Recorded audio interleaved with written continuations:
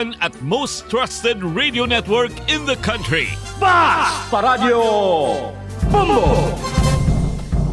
Oras sa Bombo Radio Iloilo, Philippine Standard Time, 55 minutos na nakaligad sa takna sining alas 11. Welcome sa pagpangalagad sa Bombo Anay sa Udto Diri sa DYFM, Bombo Radio Iloilo, ang flagship station sa the number one most trusted radio network kinakantri ang Bombo Radio Philippines. Adlaw kita karon sang Huwebes, Enero 2, tuig 2025.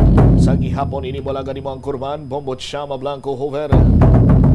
Sa mga nagapaw na dalaguan karon nga mga balita, standby kay Bombo Jomar Villa. May flash report kita isa paginkaslag nakitaan sa tupad balay sang una na nga nakasapo sang isa man iya kabala. Samtang tagbalay ginakabig nga blessing wala sang may naigo sa iya pamilya sa nagtalang sining balat sang pagtakop sang or sa pagsugalaw sang bagong tuig.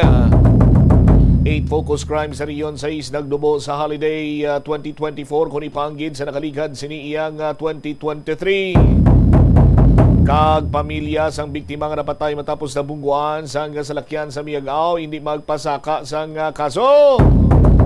Lalaki ginlabo patay sang iya man lang paryente nga upod sa inom-inom sa banwa sang Lambunaw.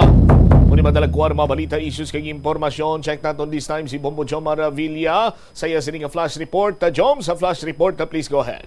Yes, Bombo Champion na konfirmado rin karon sang masiligan sining informan sang Bombo Radio nga liwat naman nga bayan sa puwan no? Isa ka slag sang ginapatihan .45 caliber pistol. Isa lagit ka balay no? Ang nagasiparar sa una sining sa puan man kung sa din nagigo tuya sa ila sining kwarto. Unfortunately payola kay way sang tawo that time sang nag-celebrate sila sang New Year no. Subong nga aga based na ko naton sining information lapit katama no sa natabuan una sa din sa puantong slag nga ginapatihan .45 caliber pistol kag sa pagpulubanggid sang itsura sang una sini nga nasa puan pareho based din sa nukatang information sa kadakuon sang slag kag sa itsura sang slag bumbutsam kag ginapatihan iya sang .45 caliber pistol sini karon nga armas sa subong ginpadulungan na sang police station number 8 agod nga ma-check no kag paimbestigaran dugang ang ining pagkasapo liwat sang sining nasambit karon nga slag naman sang armas. Dugang sini ka detalye abantayan sa iban nga public affairs program kung sakon sini nga pagpanumbalik. Flash report ini si Bombo Jomar Consumo Villa para sa number 1 most trusted radio network in the country, Bombo Radio Philippines. Basta Radio Bombo. Salamat gid Bombo Jomar Villa sa imo sining flash report. Ang detalye bantayan sa aton sini pa rin nga pagpangalagad. Di ko na mo sining sitwasyon karon nga duwa na kaslang nga nakita sa hindi maglayo ay sini iyang lugar. O dako ang posibilidad sa aton sini nga mga kabumbong at isa lang ang tag-iya kag may posibilidad balang lapit lang dira ang nagpalupok sang pusel. Hibalo naton ina karon. Detalye sini balikan ta sa maray nga pagpalayag sa Bombo Anay sa Udto pagkatapos ang Bombo Network News. Ang pag-practice ng good manners and right conduct ang importante man sa pagpasiguro nga manami ang imo experience kag ang experience ng iban nga tawo. Makitaan sa hotel ang staff, guest kag management. Gani ang proper etiquette ang kinahanglanon agud ma-achieve ang harmonious environment. Mangin polite sa hotel staff. Tamyawa sang hello o kung good morning ang hotel staff. Ipakita na nagarespeto ikaw sa ila katungdanan kag trabaho. Magamit sang please kag thank you kung mayara ikaw nga request o kung hingyo sa ila. Kung nagsala sila sa imo gin request, magpabilin nga kalmado sa gihapon kag hindi na magpangakig pa o kung mangin demanding. Kung ang hotel staff naghatag sang manami nga serbisyo, mas maayo kung maghatag sang tip. Ito ang Bombo Radio Philippines. Fully digitalized. Numero 1 sa balita, komentaryo, drama at serbisyo publiko. Bombo Radio Philippines. Bombo Radio Philippines. Ang inyong number 1 at most trusted radio network in the country. Basta Radio Bombo! This is Bombo Network News Noontime Edition, broadcasting live at Bombo Radio Broadcast Center, Makati City, Philippines. Araw ho ngayon ng Huwebes, Enero 2, taong 2025. Sa ulo ng ating mga balita. Sa ating mga paunahing balita, mga rehiyon na nasa ilalim ng flood warning, muli pong tumaas ngayong araw, Enero 2. Isang bagyo posible pong mabuo sa Philippine Area of Responsibility ngayong buwan ng Enero. Sa ating balita sa ibayong dagat, si US President Joe Biden pinakilos na ang security forces para tutukan ng New Orleans incident. Si Pangulong Ferdinand Marcos Jr. makipagpulong naman kay Executive Secretary Bersamin bilang pagkahanda sa unang full cabinet meeting ngayong 2025. Samantala, mga pasahero, abay unti-unti nang dumadagsa sa Parañaque Integrated Terminal Exchange sa pagkatapos yan ng holiday season matapos ang mahaba-habang bakasyon. Isang Filipino-American naman na pumatay sa 3 Pinoy sa California, kinasuhan na. Samantala sa ating provincial report, ang Philippine Institute of Volcanology and Seismology nilinaw na natural structure ng Bulkang Canlaon ang nakitang bitak ng mga residente sa naturang bulkan. Abangan din sa ating sports balita mamaya, isa pang anak ni LeBron James pasok na sa college basketball. Ang kulat naman ng Wizards nakabuhay naman ng panalo laban sa Bulls ngayon pong bagong taon.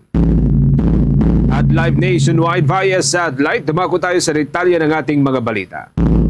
Muling tumaas ang bilang ng mga rehiyon na nasa ilalim ng flood warning batay sa inilabas na abiso ng State Weather Bureau ngayon pong araw, Enero 2. Kahapon mga kabombo, unang araw po ng taong 2025, tanging 8 rehiyon sa Pilipinas ang nahaharap sa banta ng mga pagbaha.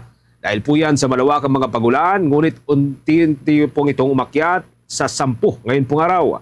Kinabibilangan ito ng Region 2 o Cagayan Valley, ang Region 3 o Central Luzon, Region 4A o Calabarzon, Region 4B o Mimaropa Region, ang Region 5 o Bicol Region, Region 7 o Central Visayas, Region 8 o Eastern Visayas, at Region 9 o Zamboanga Peninsula. Kasama rin po dito ang Region 13 o Caraga at ang Bangsamoro Autonomous Region in Muslim Mindanao. Diyan sa may Cagayan Valley o Region 2, kasama ko dito ang probinsya po ng Isabela at sa may at Cagayan. Sa may Region 3 o Central Luzon, kasama ko dito ang probinsya ng Aurora, tanging ang probinsya lamang po ng Aurora. Ang Region 4A naman, tanging ang probinsya ng Quezon. Samantala sa Region 4B, kasama ko dito ang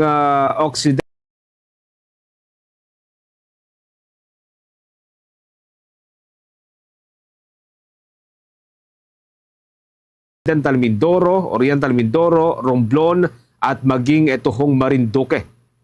Sa Region 5, o dyan po sa may Bicol Region, kasama ho dito ang mga probinsya ng Masbate, probinsya ng Sorsogon, Albay, probinsya ng Catanduanes, Camarines Norte, at ang probinsya ng Camarines Sur. Makikita po ninyo mga kabombo sa inyong mga screen, ito pong listahan ng mga probinsya at mga rehiyon na nasa ilalim po ng flood warning.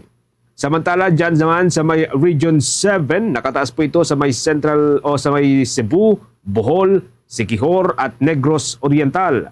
Sa Region 8 o Eastern Visayas, nakataas po ito sa Eastern Samar, Samar Province, Northern Samar, Leyte Province at ang Southern Leyte. Sa Zamboanga Peninsula o Region 9, nakataas naman po ito sa Zamboanga del Norte, Zamboanga del Sur, Zamboanga Sibugay. Sa Caraga Region o Region 13, ito ho'y nakataas sa ilang mga probinsya tulad po ng Dinagat Islands, Surigao del Norte, Surigao del Sur at Agusan del Sur o del Norte. Sa Bangsamoro Autonomous Region in Muslim Mindanao, nakataas naman po ito sa may Maguindanao at probinsya ng Lanao del Sur. Ang mga naturang lugar, mga kabomboy, patuloy pong naapektuhan ng umiiral na Intertropical Convergence Zone, itong Shearline at ang Northeast Monsoon. Samantala sa kaugnay na balita mga kabombot ka Sir Nation, abay posibleng mabuo itong isang bagyo sa loob yan ng Philippine Area of Responsibility o PAR ngayong buwan ng Enero. Ayon po sa inilabas na datos ng State Weather Bureau, posibleng maglandfall ang naturang sama ng panahon malapit naman dyan ho sa may bahagi ng Eastern Visayas o kaya naman ay maglandfall sa may bahagi ng Caraga Region. Ayon pa sa naturang ahensya, ang mga bagong pumapasok o nabubuo mismo sa loob ng Philippine Area of Responsibility na mga sama ng panahon ay karaniwan ng nakakaapekto o tumatama sa mga naturang lugar. Samantala mga kabomot Mr. Nation, ganyan pa man nga, ay maaari pa rin magbago o kaya naman ay lumihis ang naturang sama ng panahon na inaasahang mabubuo sa buwang ito ayon pa rin yan sa naturang ahensya. Samantala, ang unang bagyong papasok sa Philippine Area of Responsibility ay tatawagin namang si Bagyong Auring. Batay na rin yan sa listahan ng pangalan ng mga bagyo na inilabas ng naturang ahensya para ngayong taon. Samantala, susundan ito ng mga sumusunod na pangalan. Para ho sa letrang B, nariyan pa rin ang Bising, sa letrang C, ang Crising, sa letrang D, ang Dante, sa letrang E, ang Emong, sa letrang F, at Fabian, sa letrang G, ang Goryo, at iba pang mga pangalan na gagamitin para ngayong taon.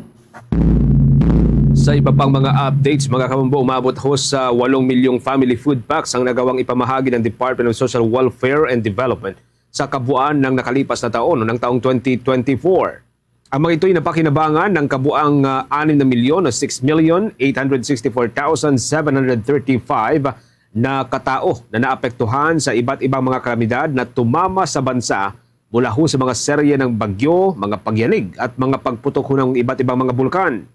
Ayon kay Department of Social Welfare and Development Assistant Secretary for Disaster Response Management Group, Irene Dumlao, ang mahigit sa 8 milyon na family food packs ay bahagi po ng 10 milyong family food packs na inihanda ng National Resource Operation Center dyan sa may Pasay City.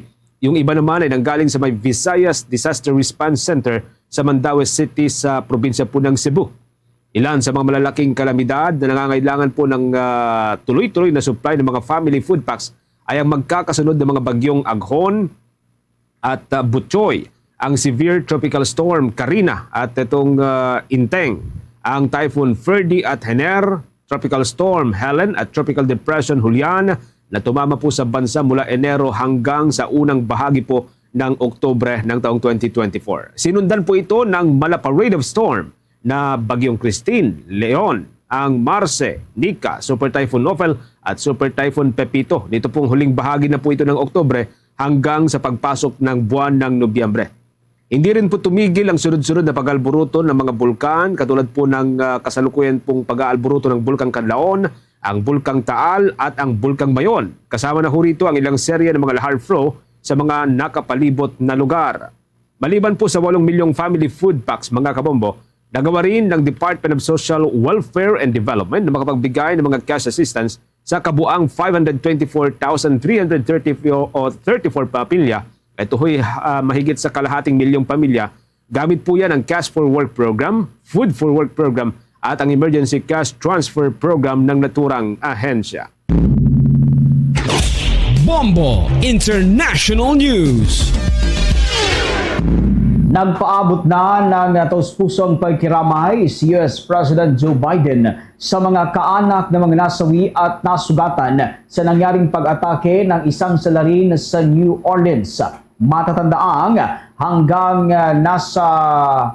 ilan hong katao ang nasawi at 35 naman ang sugatan nitong Miyerkules ng umaga sa isang posibleng terror attack dyan ho sa may bahagi ng French Quarter ng New Orleans. Ang salarin ay isang 42 anyos na taga-Texas na nakilala sa pangalan na si Shamsuddin Habar. Sinasabing sinadyang bumangga sa isang pick-up truck sa mga nagsasaya sa New Year event dyan ho sa Bourbon Street. Pagkatapos ay nabangga ang kanyang truck at napatay naman dahil sa pakikipagbarilan sa mga pulis. Mayroon umano itong ISIS flag at potensyal na pampasabog sa naturang truck.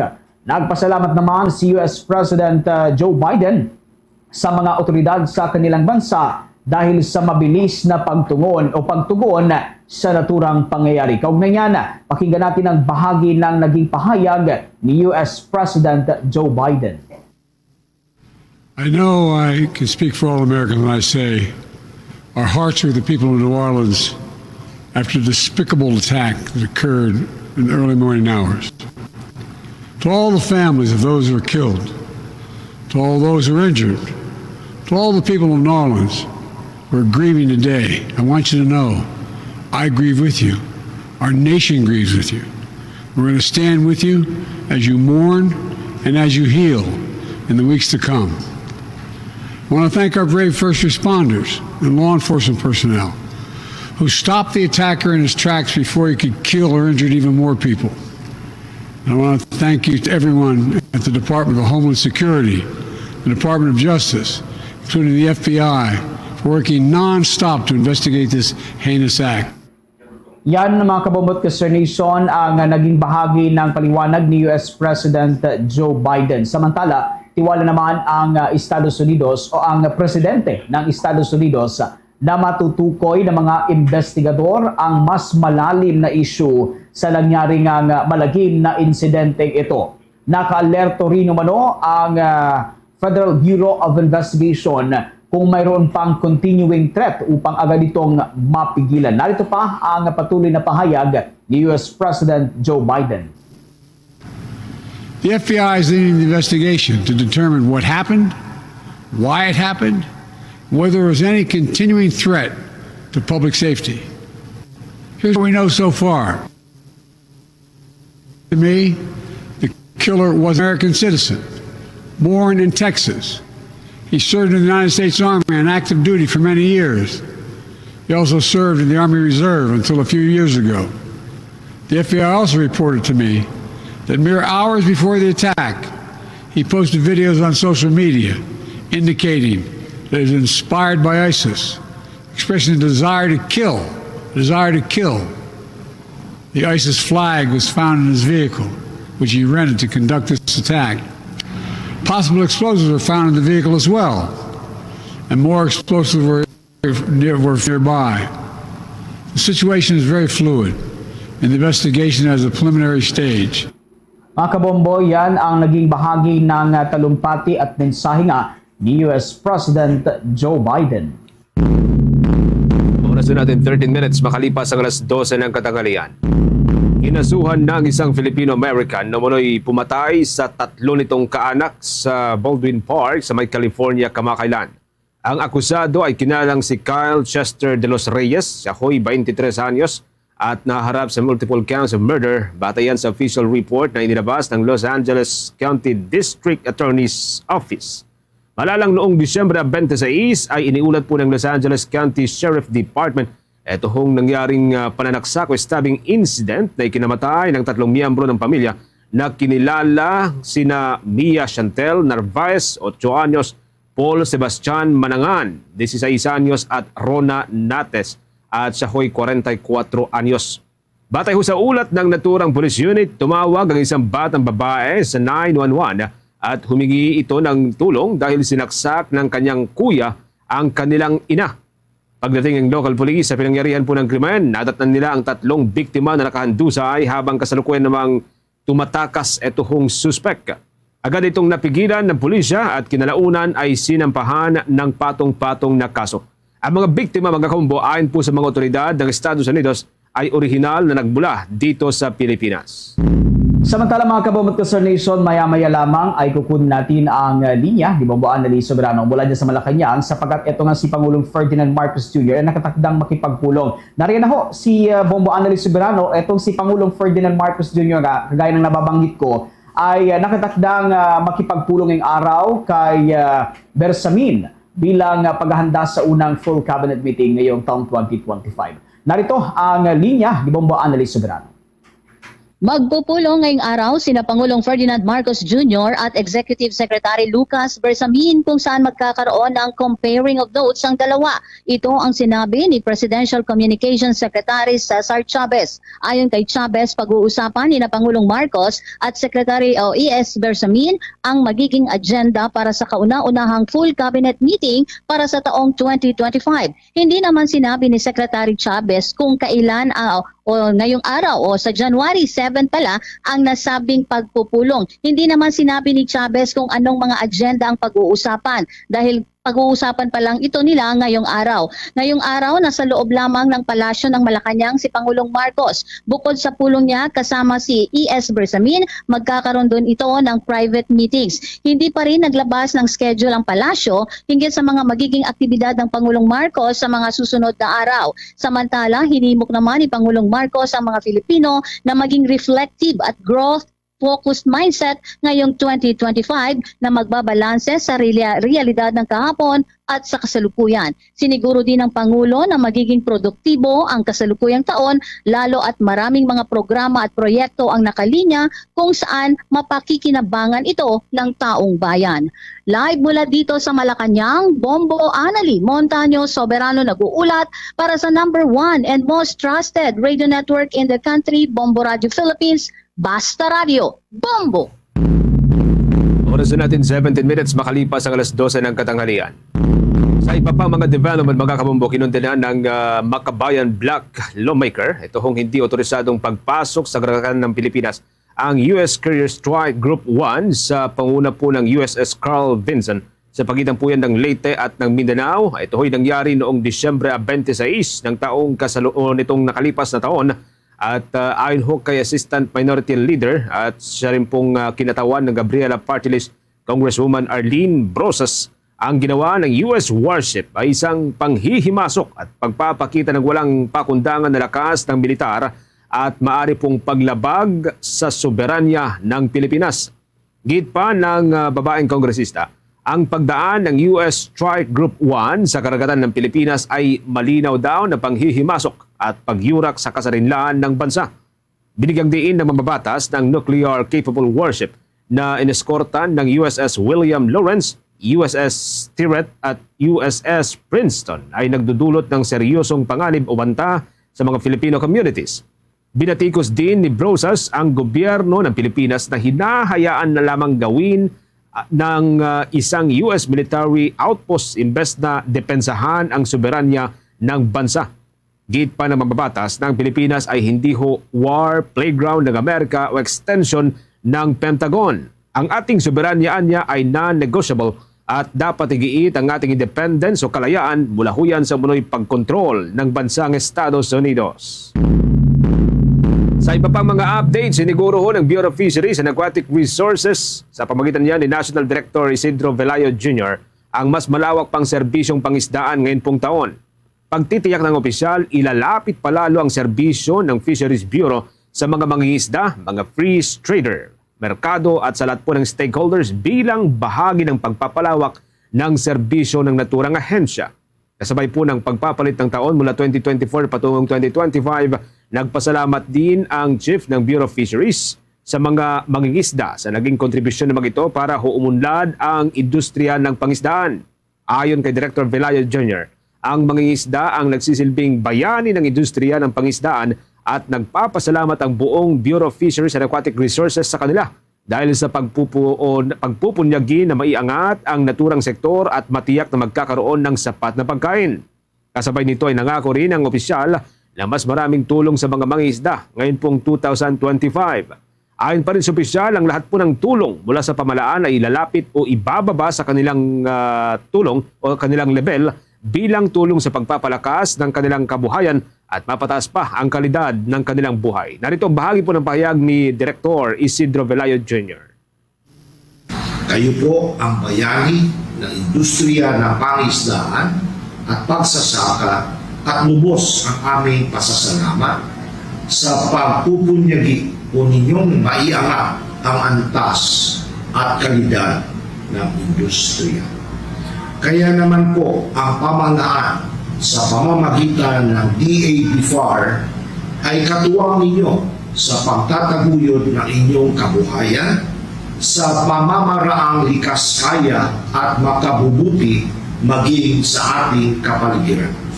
Hangad po natin na maging matatag at malago ang industriya nang sa gayon ay mapakinabangan ito ng mga susunod pang henerasyon ng mga Pilipino. Sa pagdating ng bagong taon, makakaasa po kayo na pag-ibingin pa natin ang mga serbisyo at programa para sa sektor. naway patuloy po kayong magtiwala at makipagtulungan sa amin. Pagtitiyak pa ng opisyal, manatiling gagabay ang Bureau of Fisheries and Aquatic Resources mula ho sa level ng mga mangingisda hanggang sa mga fish trader at sa lahat ng stakeholders ng fishing industry. Sa iba pang mga balita sa oras na ito, nagmula nga mismo sa bansang China ang nakuhang submarine drone sa katubigang sakop ng bayan ng San Pascual sa lalawigan ng Masbate. Ito ang kinumpirma ng pamunuan ng Police Regional Office 5 o Bicol Region Philippine National Police. Sa isang pahayag, sinabi ni Bicol Philippine National Police Director Police Brigadier General Andre Dizon na lumalabas sa kanilang inisyal nga na investigasyon na nakitaan ito ng mga palatandaan o Chinese markings na indikasyon na nagmula nga ito sa bansang China. Ayon pa sa pamunuan ng Philippine National Police Bicol Region, ang ganitong uri ng HY-119 drone submarine ay kadalasang ginagamit sa communication, underwater surveillance, oceanographic research, naval operations at iba pang mga mahalagang operasyon. Bukod dito ay may kakayahan ditong itago ang kanyang frequency para hindi matukoy ang lokasyon nito. Una nang dinala ng 3 mangingisda ang nasabing drone submarine sa mga otoridad matapos nila itong makuha sa naturang bahagi ng karagatan habang nangingisda.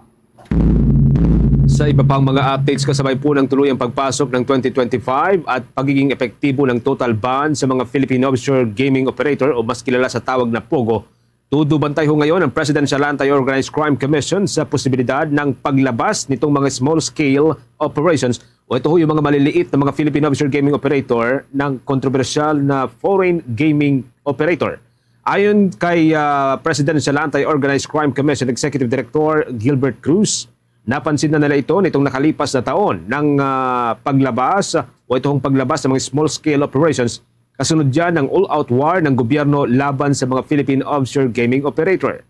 Ginagawaan niya ito ng mga operator dahil alam nilang mas mahirap matunton ang kanilang operasyon at maaari lamang itong itago sa maliliit na pasilidad, maging o lalo na sa mga residential area.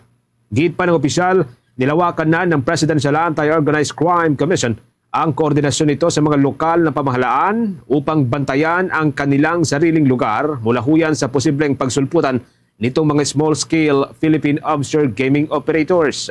Bagamat napaalis na ang maraming mga dayuhan ng mga worker, marami o malaki ang posibilidad na may mga natitira pang nakakaalam sa kabuang operasyon ng mga Philippine Offshore Gaming Operator.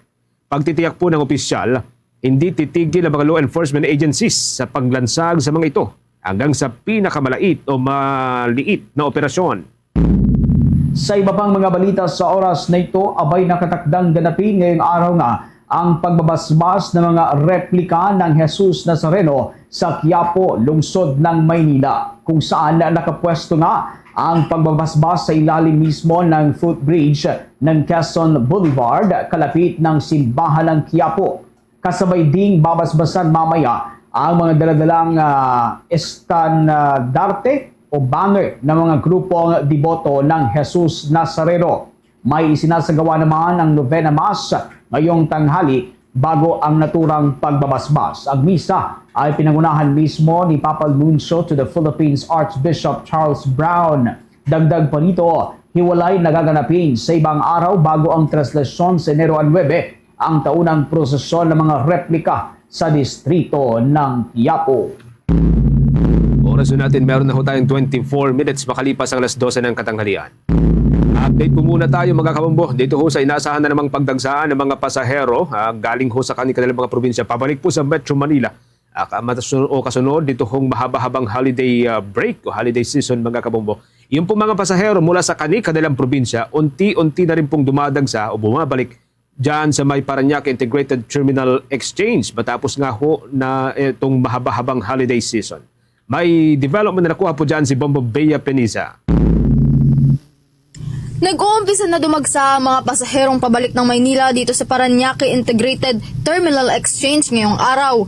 Ngayon kasi inaasahan na magsisiuwian ng Metro Manila ang mga nagbakasyon dahil tapos na ang Christmas at holiday break nila. Sa isang eksklusibong panayam ng Bombo Radio kay PITX Senior Corporate Affairs Officer Colleen Calbasa, inaasahan niya ng kanilang pamunuan na papalo 170,000 hanggang 200,000 ang dadagsa sa terminal para sa unang araw ng back to work at back to school ng mga pasahero. Sa ngayon ay bahagya pa niyang maluwag ang terminal kumpara sa mga naging daloy ng foot traffic dito noong nakaraang Pasko hanggang bagong taon. Panahon pa naman, di naman tayo ganun kasikat as of nung mga Pasko, no? Nung nagdaang araw ng Pasko. So, marami pa rin naman mga umuwi, paunti-unti, may mga umuwi na galing sa kanilang provinces. Tapos yung iba naman, papunta naman ng probinsya galing dito sa Metro Manila. Naasahan natin na dadagdag pa yan this coming afternoon, So, ang bilang na inaasahan natin for today is 170,000 pagtakas. Ani Calbasa, maliban sa inaasahang foot traffic sa terminal ay inaasahan din na hindi hihinto sa 710 ang mga nakumpiskang mga ipinagbabawal na gamit sa mga pasahero. Anya hanggang Lunes ay nananatiling alerto ang kanilang terminal sa mga confiscated items at maging sa mga bilang ng mga pasahero. Paalala naman ni Calbasa, iwasan na ang pagdadala ng mga flammable items at matatalim na bagay dahil ito ay makukumpiska at hindi na muling makukuha pa.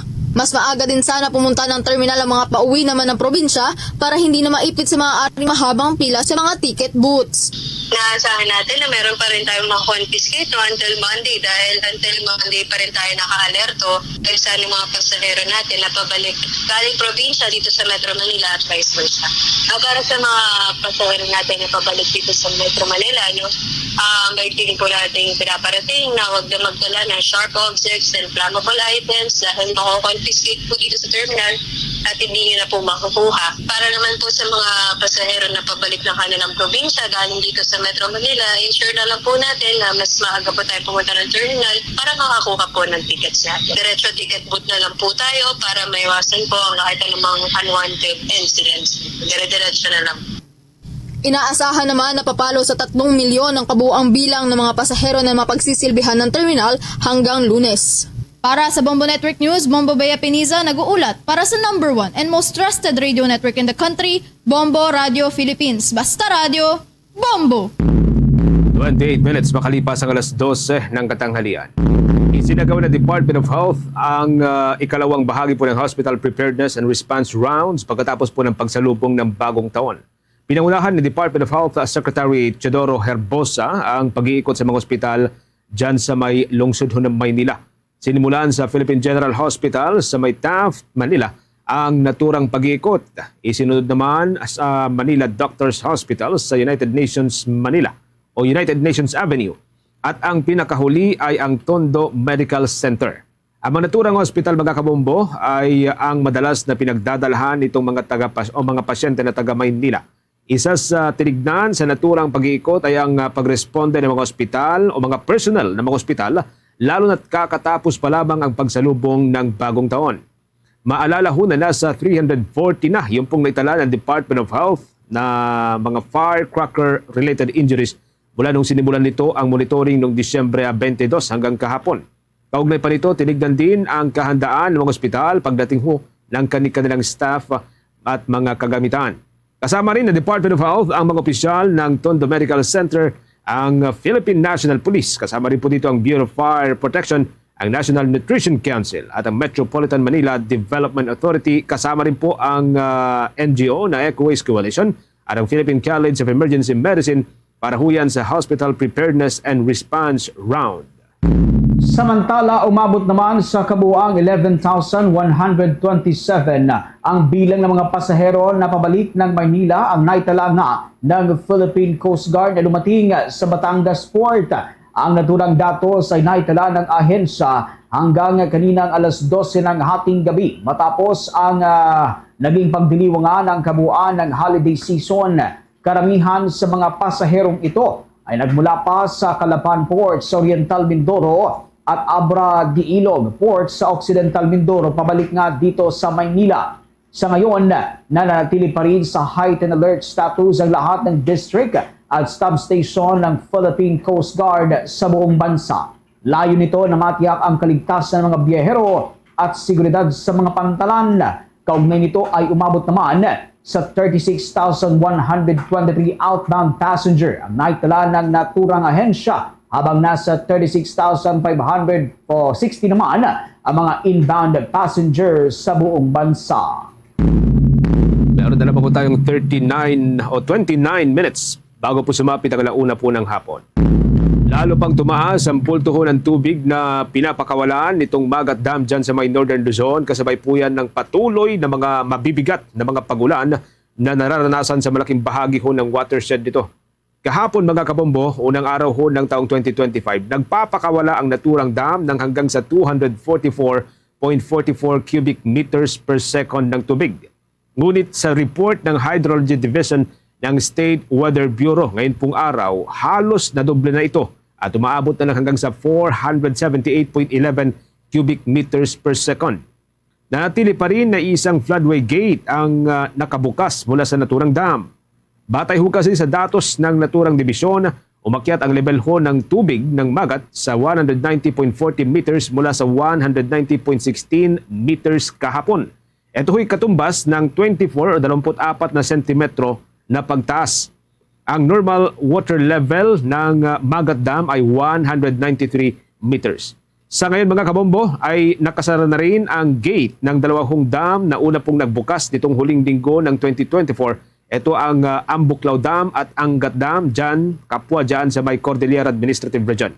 Kanina pong umaga, umangat muli ang level ho ng tubig ng Ambuklaw at ito'y hanggang 23 centimeters at naabot ito ang level ng tubig na hanggang 751.89 meters. Mahigit 10 sentimetro lamang po ito bago maabot yung normal high water level na 752 meters. Kaya po malaki yung posibilidad na kung tataas pa po ito ay bubuksan muli ang gate ng naturang dam. Sa Binga Dam naman, umakyat din ang level ng tubig nito sa 751.66 meters. Ito ay 34 meters na mas mataas kumpara ho sa level ng tubig nito kahapon na 574.52 ang normal high water level naman po ng naturang dam ay nasa 575 meters. Kaya yung level po nito ay ilang sentimetro lamang bago maabot yung normal high water level. Samantala sa iba pang mga updates, umabot po sa 7 discrete ash emission events ang naitala dyan sa may Bulkang Kanlaon sa nakalipas hong magdamag. Ayon sa Philippine Institute of Volcanology and Seismology, ang naturang pangyayari ay nagdulot ng kulay abong plume na may taas ho na nasa 100 hanggang 200 metro mula sa ibabaw ng bunganga ng bulkan o doon po sa crater. Nakita ito sa pamamagitan po ng Canlaon Volcano Observatory na nasa Canlaon City. Dahil po rito, nanatili ang bulkan sa alert level 3, ngunit posibleng maitaas pa kung lulubha ang mga naitatalang abnormalidad. Itinuturing pa rin itong mapanganib kaya hindi po pinapayagan ng mga residente na bumalik sa danger zone o lugar sa paanan ng naturang bulkan. Samantala sa iba pang mga balita, nakumpiska ng mga otoridad ang mahigit 44.6 million pesos na halaga ng marijuana sa Cordillera noong Disyembre ng nakalipas na taon. Kaugnay nito ay naaresto naman ng mga otoridad ang nasa 31 suspected drug pusher mula sa 86 na isinagawang anti-drug operation mula Disyembre 1 hanggang Disyembre 31 ng nagdaang taong 2024. Batay nga sa datos ng Police Regional Office Cordillera Region Operations Division, nakapagsagawa sila ng nasa 59 o 59 na marijuana eradication operation, 11 bypass operation, 5 search warrant at 7 warrants of arrest at 4 na police response. Abot naman sa 230 grams ng shabu, 115,270 na fully grown marijuana plants ang nakumpiska, maging ang 19,900 na marijuana seedlings, 123,511 na gramo ng pinatuyong dahon ng marijuana at fruiting tops at 1 milimetro o 1 milliliter ng liquid shabu na may kabuang halaga na abot nga sa 44,681,082. Nagresulta rin ito sa pagkakaresto ng nasa 15 na mga high-value individuals at 16 na street-level individuals. Pinakamalaki naman ang nakuhang illegal na droga ng Benguet Police Provincial Office, sinundan ng Kalinga at Baguio City Police Office, habang pinakamalit naman ang nakuhang mga illegal na droga ng Mountain Province.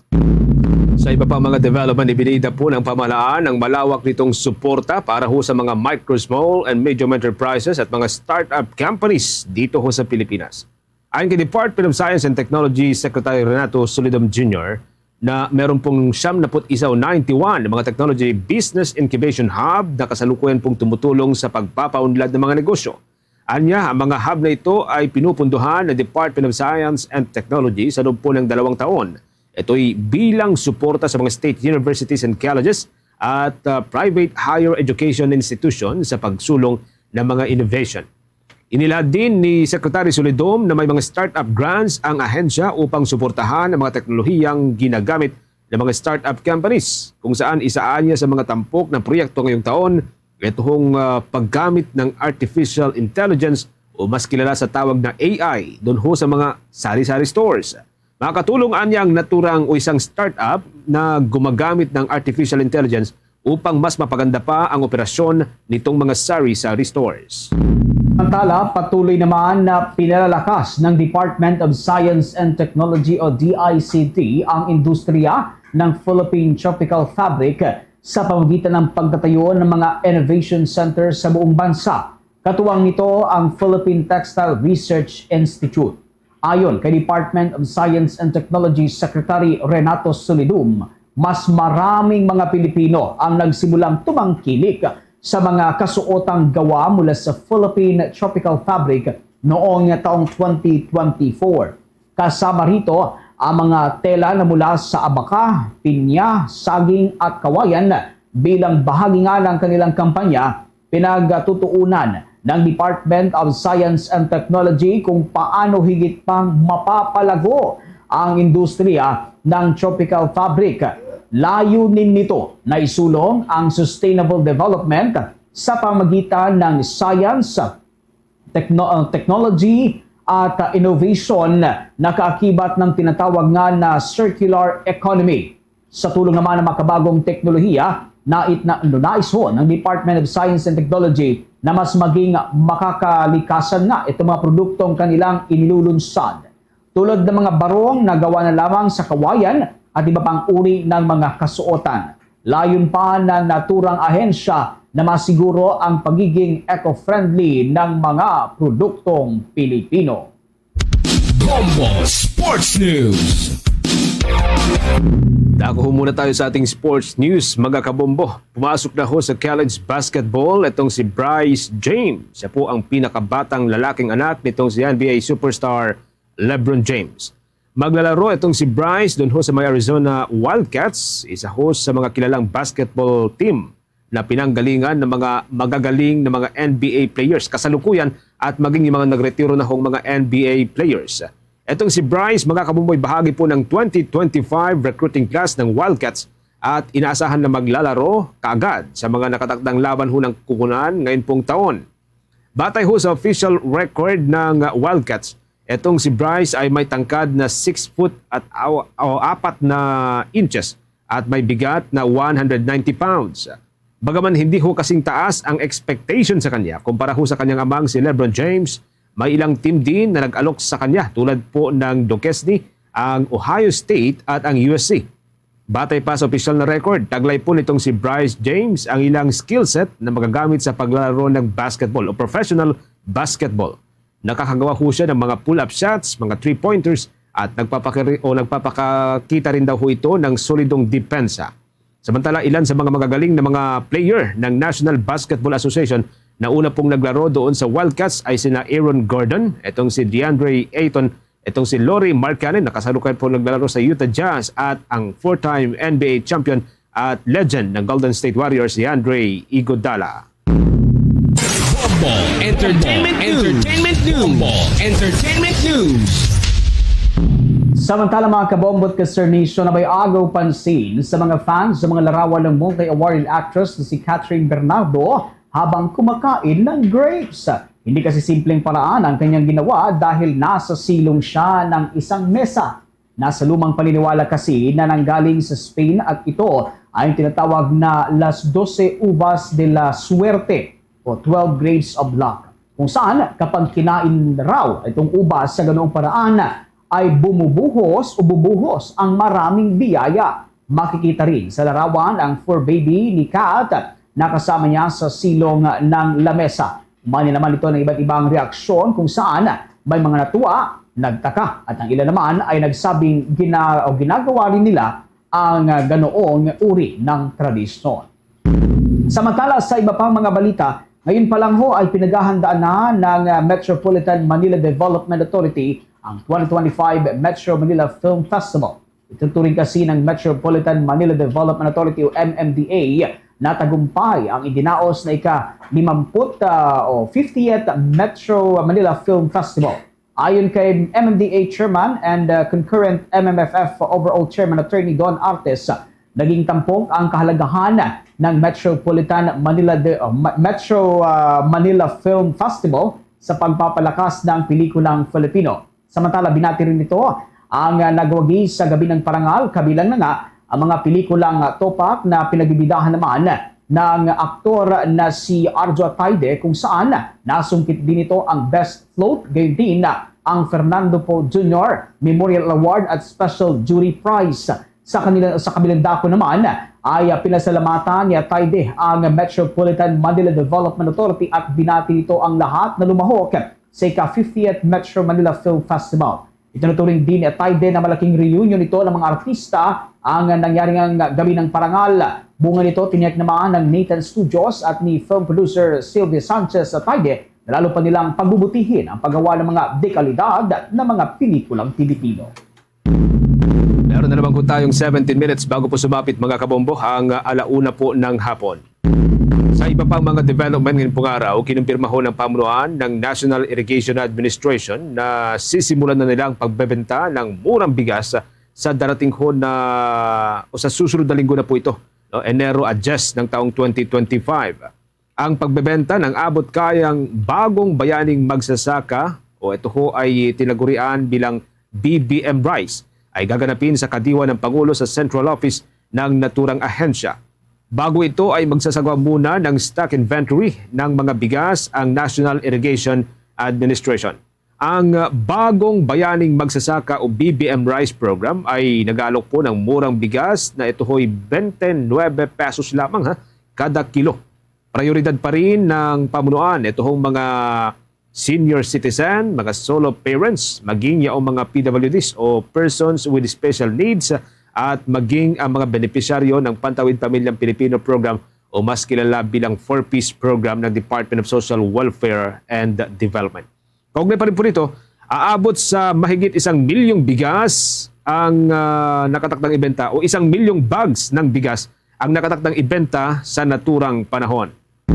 Samantala, abot naman sa kabuang 53 na fireworks-related injuries ang naitala ng Department of Health sa Negros Island Region. Ayon sa Department of Health Negros Island Region, mula sa naturang bilang, aabot sa 31 na kaso ng fireworks injuries ay kinasasangkutan ng mga minor de edad. Batay sa datos, 36 ang mga nagtamo ng sunog sa balat at blast injuries.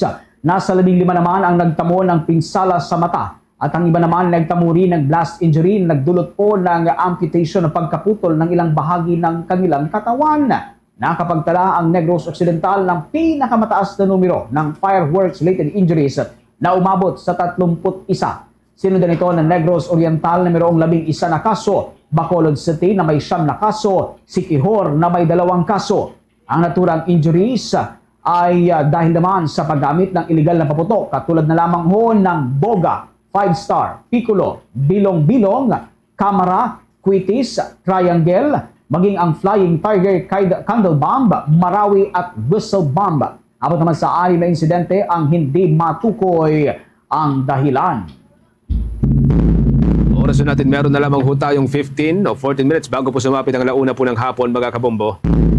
Ako na ho tayo sa mga balitang tinutukan po ng ating mga provincial station. Unahin natin dyan sa may Bicol region. Maalala po ninyo ito hong kontrobersyal na Chinese submarine drone na nalagpuan sa karagatan po na sakop ng San Pascual, dyan sa may bahagi po ng Masbate. Natukoy po ito na isang Chinese submarine drone. Abangan po mamaya ang dagdag pang development kaugnay pa rin po dito mga kabombo. Ang sabi ho ng Philippine National Police o ang kumpirmasyon ng Philippine National Police ay ito ho ay mismong galing ho doon sa bahagi po ng China. Nakitaan pa po ito ng iba't ibang mga Chinese character. Abangan po ang dagdag na development po dyan mamaya mga kabombo. Kuha tayo ng mga updates. Abangan din po ang dagdag pang update mula ho sa may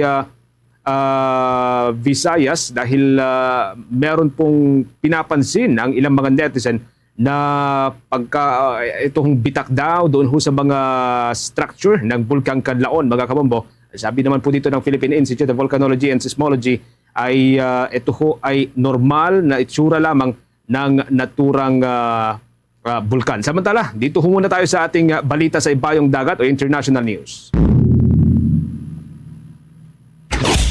Bombo International News. Sir Nation, umabot sa 338 na mga convicted individual ang binitay ho dyan sa may bahagi pa rin ng Saudi Arabia noong nakalipas na taon. Ayon yan sa Interior Ministry ng naturang bansa. Kabilang sa mga binitay doon, itong 6 na Iranian na national dahil sa kasong may kinalaman naman sa drug trafficking.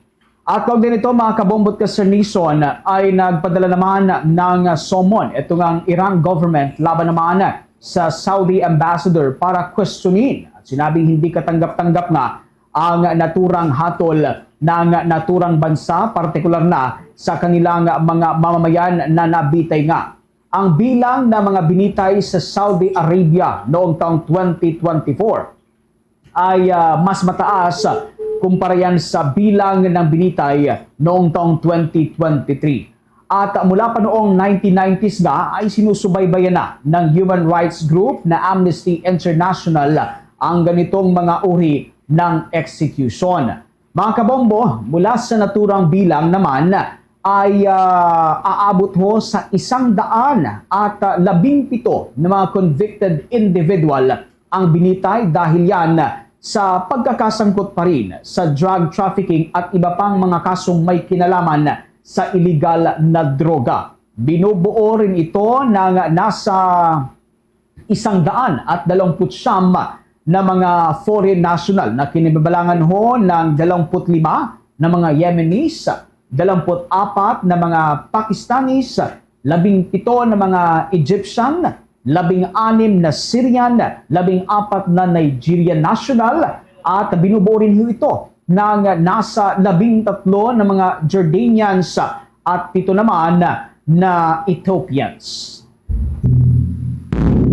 Samantala sa iba pang mga updates mga kabombo sa ating sports news o balitang pangkalakasan, nakabuena manong panalo ho ngayon ang nangungulelat na Washington Wizards ngayon pong 2025. Yan po'y matapos na patumbahin ang Chicago Bulls sa naging laban po nito ngayong araw. Ang dalawang koponan mga kabombo ay bahagi po ng 16 team na naglaban-laban para ho sa araw na ito, ikalawang araw po ng Enero.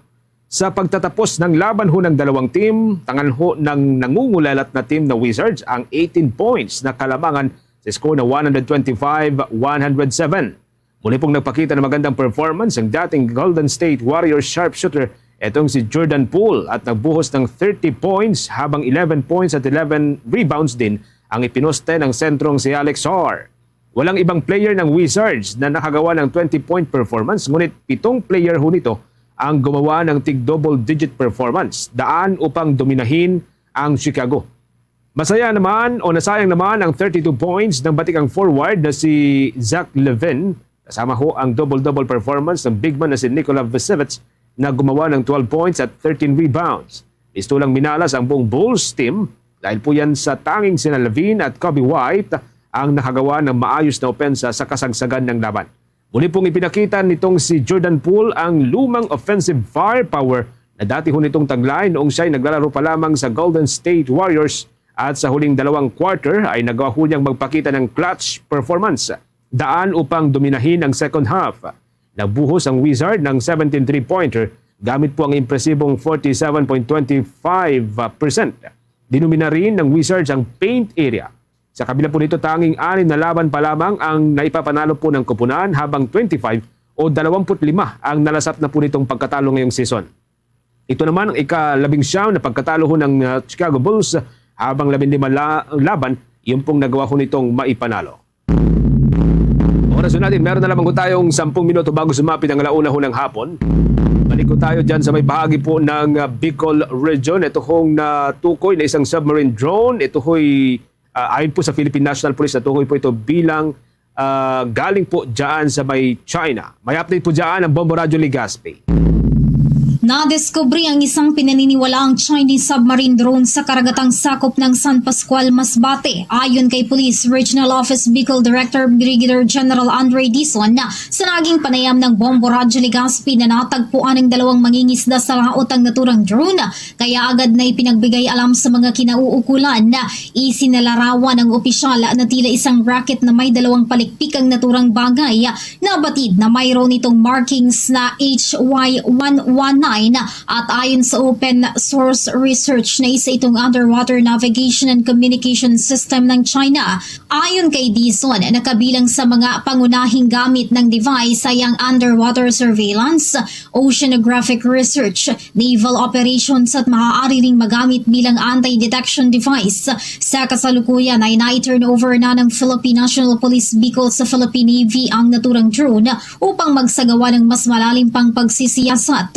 Samantala, nagpaalala naman ang opisyal sa publiko na agad na ipagbigay alam sa mga otoridad kung mayroong makikitang kaparehong mga kahina-hinalang mga kagamitan upang agad na maimbestigahan.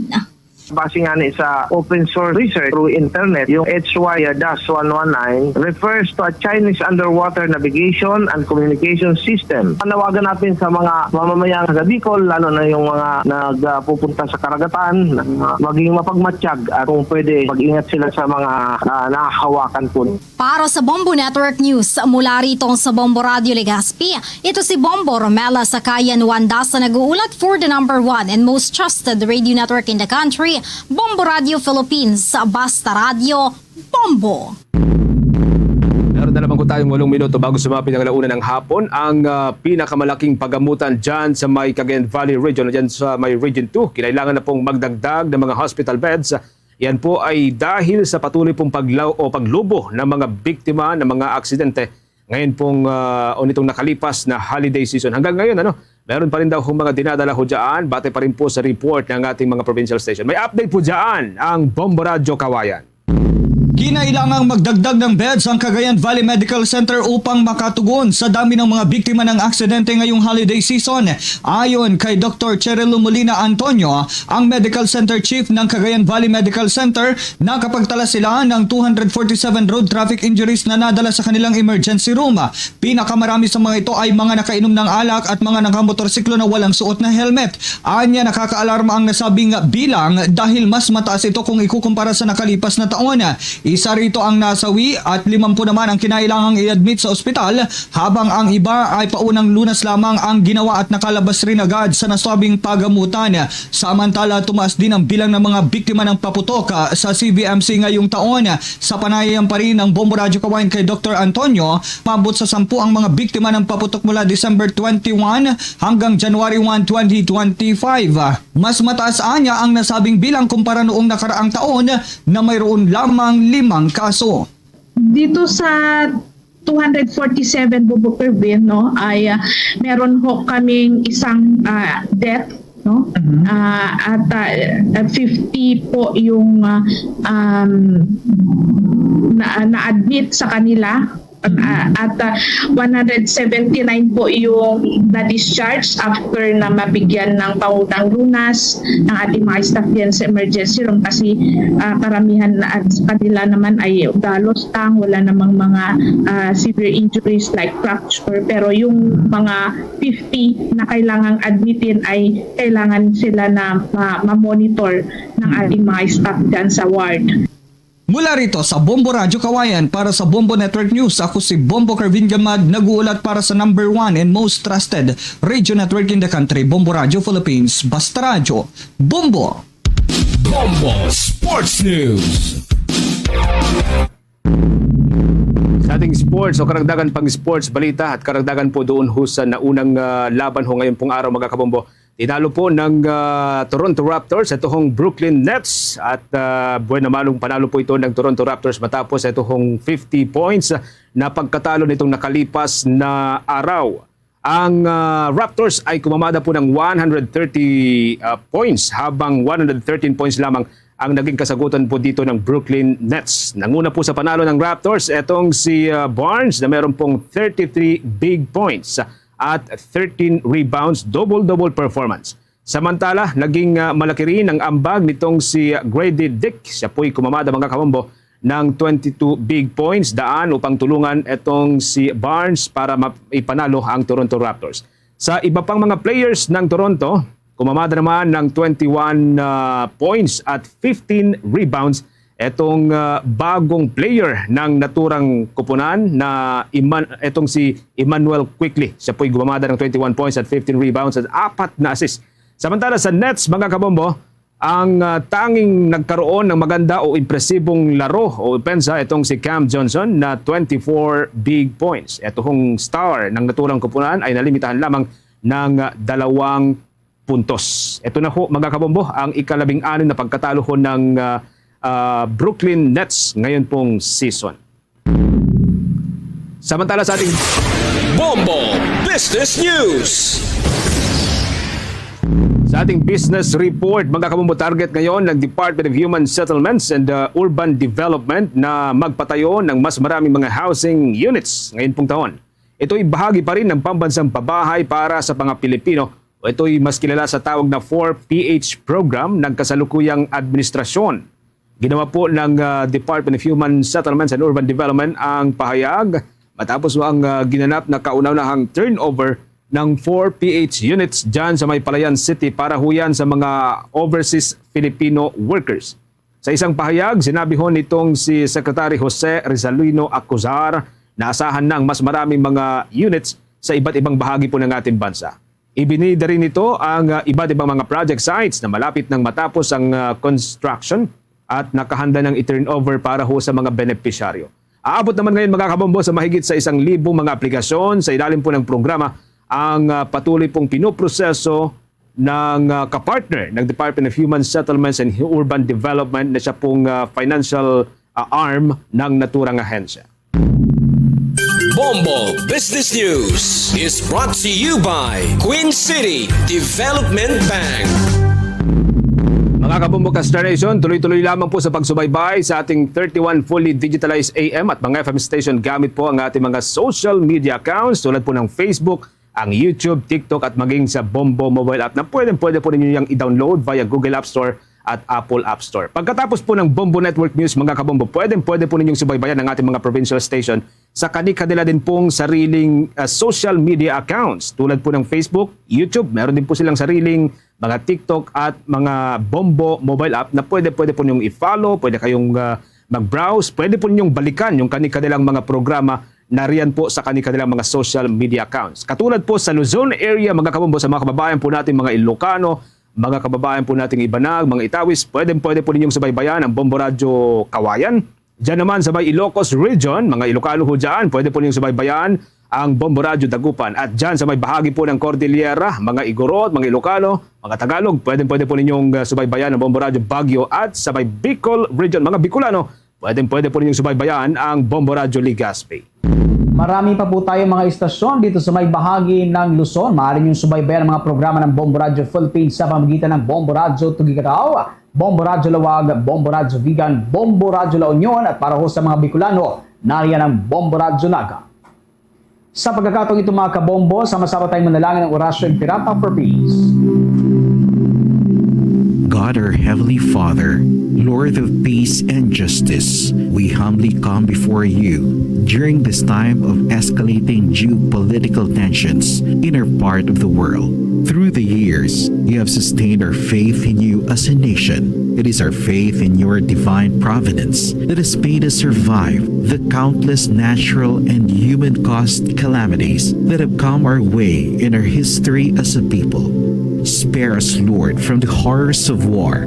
Hear our pleas as we cry out to you. Have mercy on us, Lord. Rescue us from the malevolent forces that influence world leaders. For we believe that our struggle is not against flesh and blood, but against the rulers, against the authorities, against the powers of this dark world, and against the spiritual forces of evil in the heavenly realms. We pray for your leaders entrusted with making crucial decisions for our nation. We place all our hopes in you, seeking your forgiveness and mercy for the times when our fears and suspicions have tainted our perceptions with ethnic biases and prejudices verging on racism.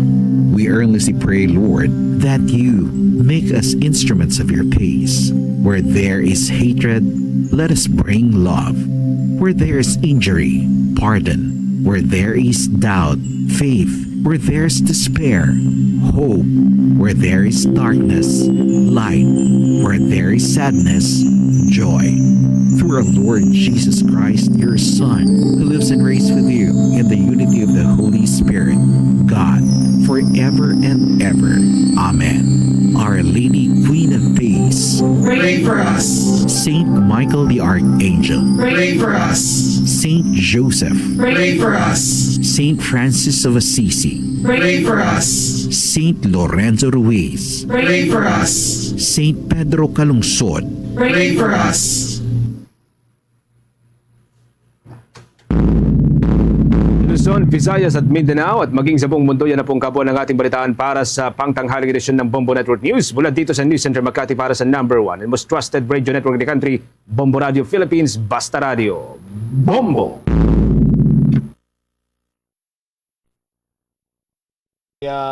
Bronze sang bala kag ginapatihan kompatibol sa .45 caliber pistol dira sa may distrito sang Lapos.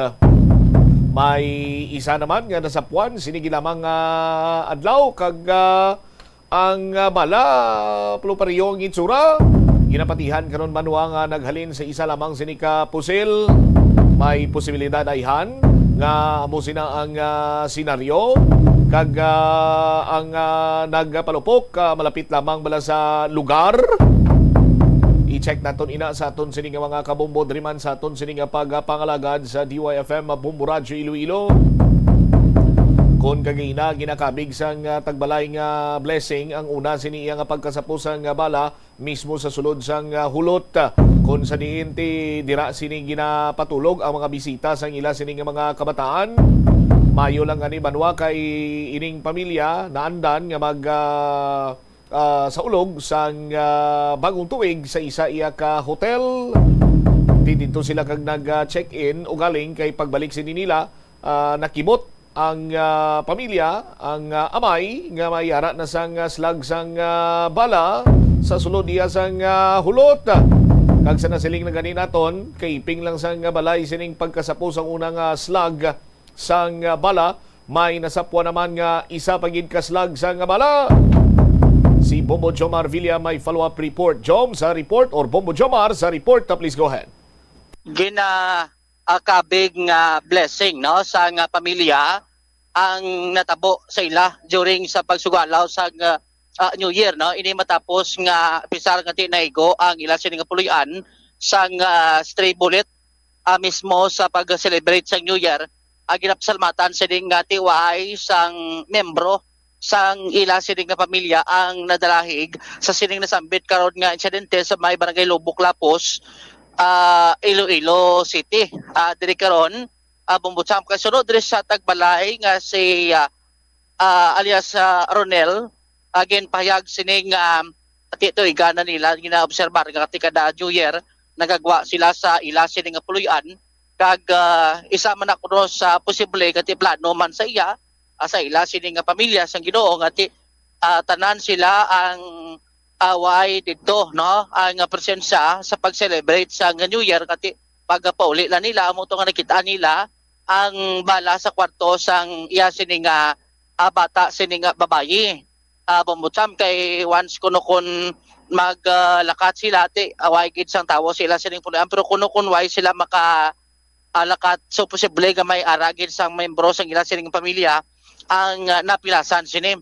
Ginadugang pa diri sang natungdan nga isa sa panawagan si sa mga gun owner nga ti mangin responsable no sa ila sini karon nga pagpalupok sang armas, especially kung may mga okasyon bangod kati kadamo sang mga posible sini kamahalitan kasubong sa natabo sa ila ang pamilya kay based sa observation sa natungdan nga why man sa kuno nadlok gani una sa mga stray bullet abini pero sa natabo sini sa iya sini mismo nga puluyan ado nagatuga na sang dako sini ka kolba, especially kung pamilya ya sini ang maiguan kung ang involved sa kasubong sini karon nga insidente abang butsam. So as of now again repaired na to nila kay tisipil dako tong buho kasi base kung magulan matulo gin repair na nila agon nga ati mabalik na sa normal no ang sitwasyon sang ila sining kapuloy matapos nga nabiktima sining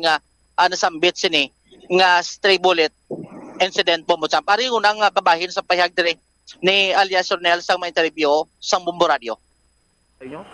I don't know kung ano nga man na sistema nga himuon sang PNP to control this. Either may muscles taping or surrender sang ilang mga armas during sang New Year.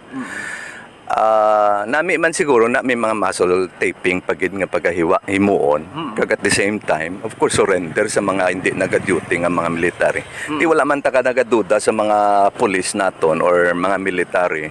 Basi sa mga private owner man sang armas. Dapat medyo dandahan siguro sa pagpalupok sang armas. Sino ang effect kasi na if ever may mga stray bullet. May idea ka mo kung ang nakatiros ni possible civilian or ano? May ginrelay ang pulis ta? Wala pagid man sila gid conclusive nga man kung police o military or civilian. At titanawon taanay kung ang ilang investigasyon kung ipadayuno nila ng investigasyon. Hopefully may ara. So ang kwarto ni Subong Dugin tabunan nyo na ano may gatin niya na Subong sir? Iya, naglakat naman sa Boracay ito amon anak. Bakante naman. Di kamustado ay nasa nakulbaan pa siya ano? Wala naman kay ti para sa amon ina nga mga kwan that's part of life kung isa si mo daw aksidente bala. Ti kung kisa igaw mo matamaan siya nati kung sa silingan bala thank you ka na lang. Pero anyway, we do believe that God has His own providence nga ginpaiway na sa amon. Bata ka damos mga balay di sa Lapos do kamo gid ang naigo tapos natabuan nga ay kamo di. Amo nang kwan no. Siling mo mamangkot kagid mo sa kadamo-damo nga balay nga kami gintupan o kun sa karsada lang nagtupa. Pero I don't know, this is the first time di ko gani ang pating nga dira magtupa mo. Do makabig nga blessing man siya. Kag doubles ay gid sa katre grabe. Dira gid sa katre hindi lang nga siling sa hilit-hilit lang blower sa kilid. Grabe dira gid sa katre nagsangat ang slag mo. Do makabig nga blessing yung subong 2025 Yeah, that's right. Di madamo man nga mga blessings kag isa ini sa mga blessings naton nga napaiway sa igos sang bala. Sige. Thank you sir. Thank you. Ang tagbalay direkto sa pakigahutan sang Bombo Radio di ang isa sa kini karon sa ginalauman sini nga ma-determine no kung sino ang nagpalupok sang armas during sa pag-celebrate karon sang New Year at bumutsam kay isa di sa gin aplastar sa kapulisan nga ti ma-determine pamagi sa ballistic examination no pero di man gid mambal nga 100% ka ma-identify gila yon at ang iya especially kung ang armas hindi rehistrado sa bahin sang PNP. Ang isa sa mo ang direksyon sa mala pero ti medyo malawig-lawig nga pagpatikayon sa investigation sang kapulisan squad kati matumod kung diin dapit nga side na kay pagpatid dira man kuno sa division no sa Lubok San Lorenzo ang ining nagpalupok cham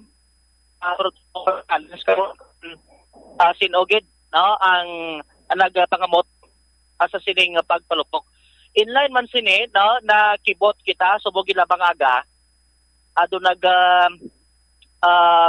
lumbos nagtagani no ang may informed rin sa aton nga may nasakwa naman no nga stray bullet adra mas sambit sa barangay. Actually, ang barangay ni alias Ronel Tribune to, sa balay ang taga-separar kung sa din sa puwan nga pala sa ginapatihan .45 caliber pistol. Ang pagkasapo sa sulod sang Tiangge.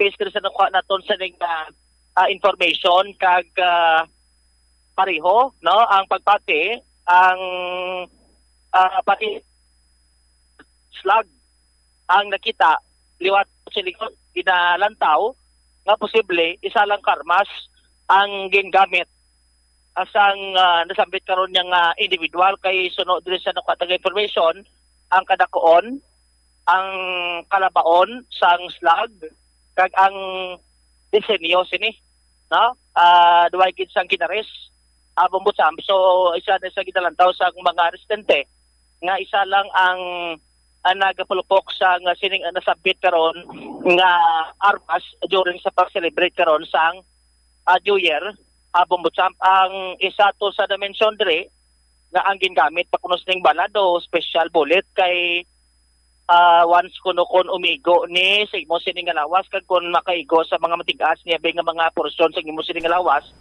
may tendency kuno nga maglukpok pagit siya no subot silingon kon maigo kani siya nga bala siniti laban-laban no hospital gid ang imo sining landing Kung ako yung maglantaw, Bumbo Jomar, hindi guro special bullet niya?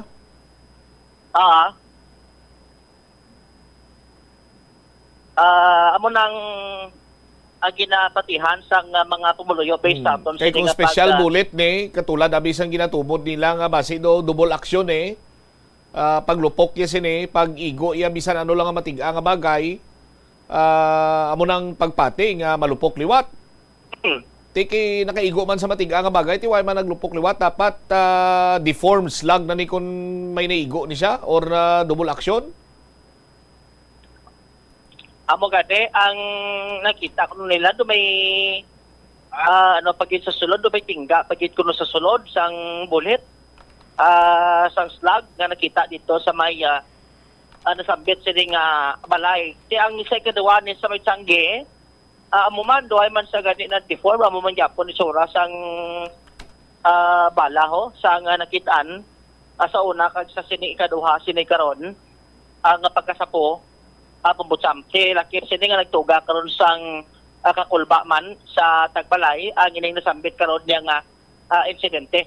No way kati sa pagkabalo ang pamagi kuno des Bumbo Radio kay ang ining tagiya sa Tiangge nabatian niya makina nga tiya mo to nga may nasapuan to nga stay bullet sa ilang sini ka barangay nasap nakita niya man to sa Tiangge kag daw nagasanto kuno based to sa Facebook post sa Bumbo nakita niya nga parihogid ang una nga pagkasapo kag sa ikaduwa sini nga pagkasapo sa nga sining stray bullet. Ari liwat ang confirmation sa mga interview diri sa Bumbo Radio. Iyang nga distansya halos lang ka level lang siyang natukan to sa balay.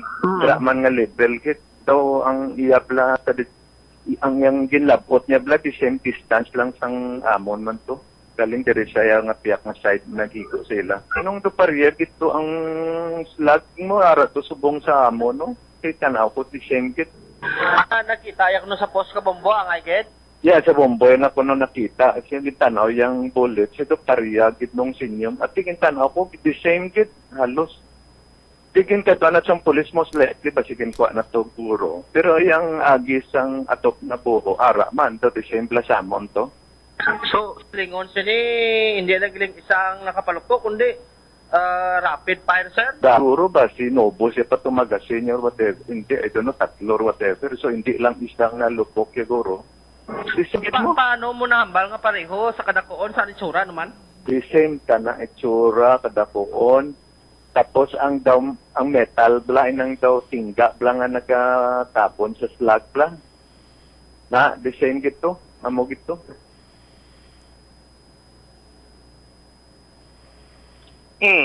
Ang confirmation diri karon bumutsak sa yung nag-coordinate kita diri dugang cross sa kapulisan doon na nung mga resulta diri sa investigation kay nanawag kita kay Captain Oliveros sa police station 8 do ay pakuno information sa Captain Oliveros basi way problema relay sa gasing investigador kay sunod sa information tang naging palabot na to nila sa kapulisan agod nga maimbestigaran ang nasambit sa ni karon nga insidente pambutsam. As per sa interview mo kagay na Bombo Jomar, gindayaw pagani ni alias sa Ronel ni ang pagpangusisa sa investigador base way pa ma-brief or mahatagan sang dugang information si Captain Oliveros, Captain o Major? Captain Oliveros. Oh? Kag kung anong ila siningi mo ni dira sa may police station number ano gani? Number 8. Number 8. Oh, Lapos Police Station. Oh, tibalik-balikan ta ni siya karon Bombo Jomar kung anong lihok sang Lapos PNP So muning challenge karon sa kapulisan kung paano nga maplastar nila kay sa totos na kwata may mga naga-plot mangkot naman kuno nga mga katapo ba sa otoridad kung balati may nakabati nga may nakapalupok sa armas galing ti medyo maprobodlay kay New Year daan mo man sa nagapalupok pumutsap mo ang hunis ang pusil kisa ko hindi kan tanda do ang balon mo do pareho malas mga palupok na mga kamarakag triangulo sa nasambit sini nga area hindi man ni maglayo sa nagligan sining tuig draman gali sa may Don Esteban ho January 1 man may nakitaan man tong slag sa armas do ginapatihan do 0.45 man to ang ginagamit sa may nasambit sini karon nga area pumutsap. All right. Ini si Bombo Jomar Consumo Villa para sa number 1 most trusted radio network in the country, Bombo Radio Philippines. Basta Radio, Bombo! Salamat gid Bombo Jomar Villa sa imo siniiyang follow-up report. Sa siling na gani naton. No? Kagapon pa lang sining adlaw gin plastar man naton ining makabig naton gray area sa pag-imbestigar sa aton sining kapulisan with regard sa sining mga stray bullet, mga deformed slug, so on and so forth, sa pagtumod sa kung sino ang firer or sino ang nagpalupok. Hilabi pa kung ang ginistoryahan ta or ang issue ang stray bullet iya during sa pagbulag sang tuig, kapag sugalaw naton sa bagong tuig. Now, resurrect or nagakabanhaw ang pagpanawagan hindi lang sang Bombo Radio kundi sang pumuluyo hilabi na ang mga naigo sang stray bullet propiedad Manila o kon sila mismo ang naigo sini. Kagang masubo nga kamaturan sa aton sini nga mga kabombo, until now, way sa gyapon sang may natumod, may gin kasuhan, may napriso, bangod sa stray bullet incident, or makabig naton indiscriminate firing. Galing ti kang iban sini nga mga indiscriminate firing, may nagkalain man sini nga senaryo.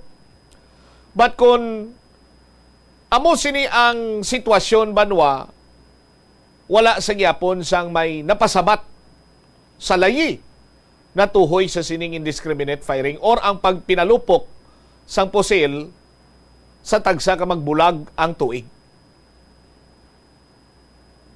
So, ini banwa wala sa payan nga ang aton sini kapulisan way nagauntat sa kampanya sa sining mga loose firearms. Kung lang tawon gani naton kag sandig man sa pamangkot naton sa mga responsible gun holders sa aton sining layi subong, no? Ngati nagakadapat kung luyag nimo iya nga mag own or mag-possess sang licensed firearm, may mga nagakaigo sining nga proseso just like license to own and possess firearms or LTOP. before ka pa man iya magbakal or before mo pa man mapinsaran or nakadesisyon ikaw nga luyag nimo iya nga protehiran ang imo sini kaugalingon, imo sini nga propiedad, imo nga pamilya pinaagi sa paghupot sang armas luthang nagakadapat anay nga magkuha ikaw sang LTAP or license to own and possess firearms. And after that, sa aton sini nga mga kabombo, kung gusto mo iyang i-carry ini for self-defense, makuha ka naman sang permit to carry firearms. May iban pag sinaganing nga permit to carry and transport firearms, no? Sa aton sini nga mga kabombo.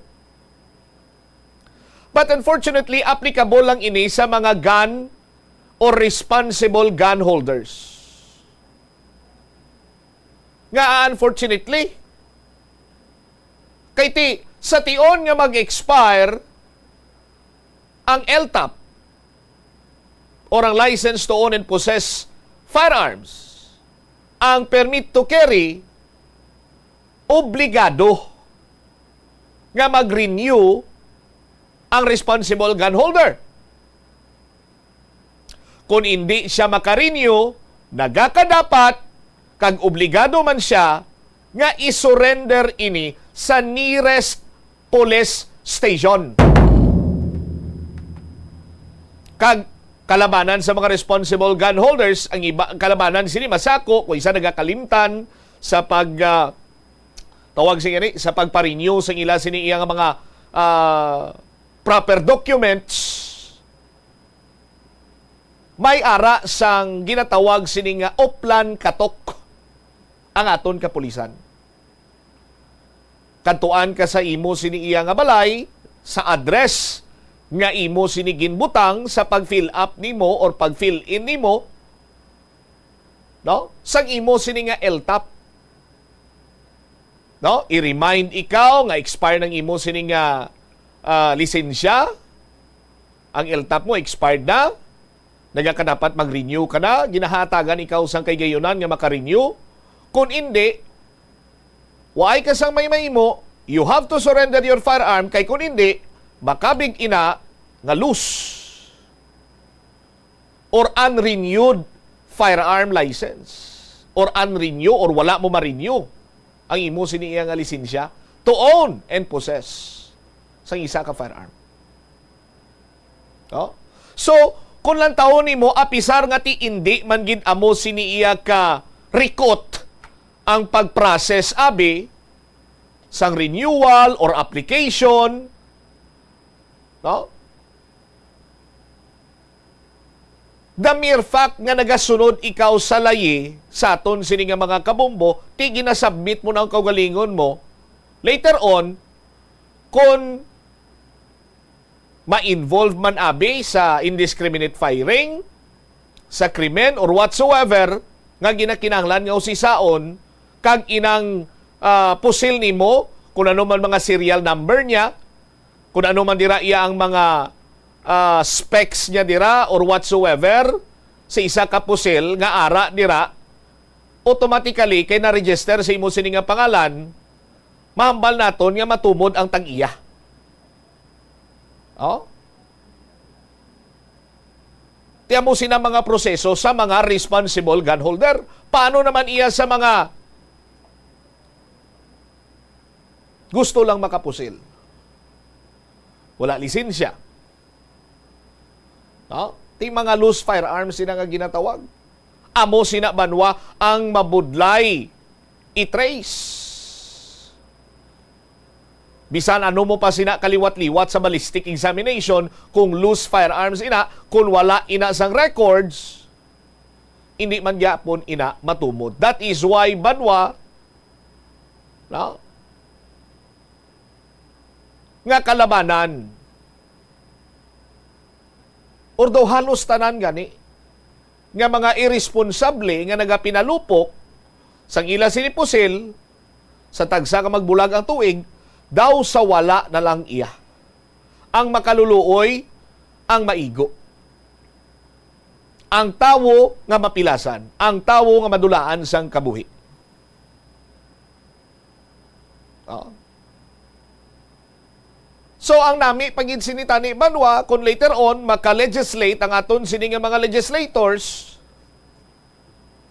sang mas broad or malapad sini iya masangkad nga sa isang layi agod nga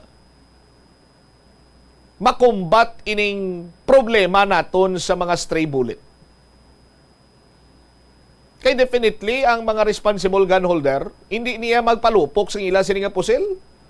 Kay karon, magpinalupok sila sa ila sini nga pusil, kag ipaidalom sa ballistic examination, ang slug nga na-recover sa isa ka area, nakadamage man ina sang property, ukon, nakapatay isang tao, nakapila sang tao, mahapos lang sila iya nga tumuron. Mahapos lang sila nga i-identify kay registered sa ila ang pusil nga ginpalupok nila. Oh. So, kung sa porsyento, 95% ako iya nagapati nga ang nagpalupok ni nagahupot sang unregistered, unlicensed nga firearm. Kag wala siya yan nabilong sa community sang responsible gun holder. Oh. Sa aton sini mga kabumbo. Oh. Titani kung mag-abo mo lang sini Bumbo Chris, nga gusto mo lang gali magpinalupok, hambal sang kilala. Oh, gusto mo magpinalupok, bakal to ka, reload do. Tapos kung may area dira sa imo balay, nga may duta dira, dito lang ipalukpa. Oh, pero we are not encouraging sa mo sina nga mga sahi isang hilikoton. Sa aton sini nga mga kabumbo. Pero inang pagpalupok nga nataya ni imo sa babaw, tapos ang imo sini iyang bala is katulad sini bull. No, bull ni ang term kung hindi ako magsala sa mga mahiligon dira sa pusil. No? Bull bala ni ang bala. Oh, kay ang double action naga-refer ni iya sa sistema sang firearm. Hindi niya kay sa bala, ang mga bala kuno iya nga makaigo sa tig-a sini iya nga bagay. For example, tulan abi or bisan sa unod lang sa tawo, no, nga nagado gabulak sa dayon nga nagabuka pagin siya mo kuno ning mga hollow point. Oh, kunang migo ko pagani dira sa may kilid dira, grabe mong ang bala gali pre, grabe gali ko makaigo no kapin pa ko ng bala mo hollow point. Ga was agagi agli. Oh, nang hollow point kuno nga bala. Forte no, hollow point. Hamakon niyo sila. Oh. Ya mo na dapat sini iyang pabaskugon pagid siniguro ang firearms law sa pungsod na Pilipinas. Oh, sa aton sini nga mga kabumbo. Oh, kay ti okay man inang kampanya batok sa loose firearms, pagdakop tipunon ang mga loose, pero madamo sa gyapon sang nagahupot sini kay may mga homemade or may mga tao diri sa pungsod Pilipinas, even lugar nga ti naga panghimo sang mga pusel, no, pusil, no, nga homemade sa aton sini nga mga kabumbo, just like sang Danau City dira sa may Cebu. Amo na nga may terminolohiya nga kung ang imo pusel hindi ureg or pike mambasa. Danau mo na pusel mo. Oh. Oh, di dapat mga amusin na nga sahi isang layi nga magatutok sa amusin na nga sitwasyon karon para iya nga mamat-amat na ining paglapta sa mga loose firearms kag matumod naton kung sino ining mga irresponsible, no? Irresponsable nga sa isang tao nga nagapinalupok during sa pagbulag sang tuig.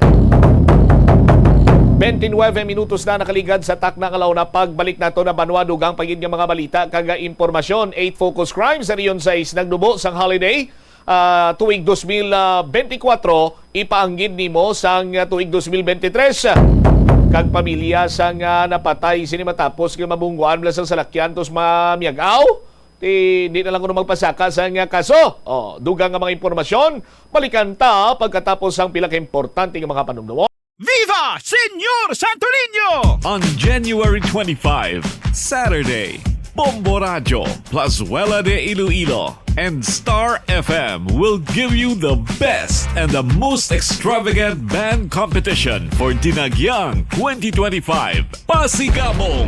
A Bombo, Plazuela, and Star FM Showdown of the Bands 2025. Don't miss a chance to witness this one great musical competition and showdown. Participated by 12 carefully selected bands from Visayas. The first prize, 50,000 pesos. The second prize is 30,000 pesos. And the third prize, 20,000 pesos. An additional amount of 10,000 pesos will be given to the band with the best on-stage performance. All non-winning participants will be receiving 5,000 pesos each. So remember the date, January 25, Saturday. The time, 6 p.m.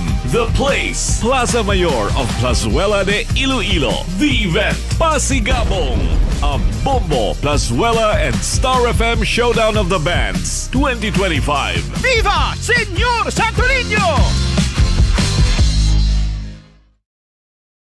Ang Iloilo ang pinakaunang nga syudad sa luwasang Manila nga nakaangkon sang direct shipping lines padulong sa iban nga mga pungsod. Halin sang 1855, nagaserbe na ang Port of Iloilo nga alagyan sang mga international shipping lines nga halin kag padulong sa Australia, Hong Kong, China, Singapore, Europe kag Amerika.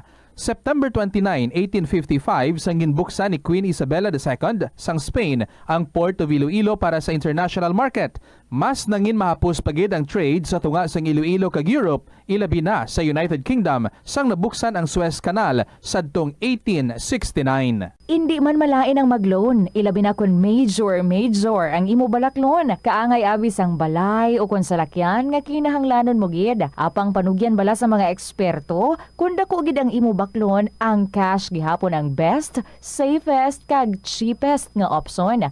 Kun cash ang imo gamiton, malikawan mo ang interest kag sampaw-sampaw nga utang nga masami naga-require pa sang binulan o kun tinuig antes mo mabayaran. Apang paminsara nga kung ikaw may sinuptan sa bangko, mahimo pa ini makatipon sang interest nga mahimo mo bukadon sa tion sang purchase. Ini nga pahanumdom ang ginadulong sa imo sang the #1 and most trusted radio network in the country, Bombo Radio Philippines. Basta Radio! Bombo! Wala sang adlaw nga ginapili ang mga aksidente. Gani ari ang mga tips nga dapat tandaan sa tion nga nagamaneho.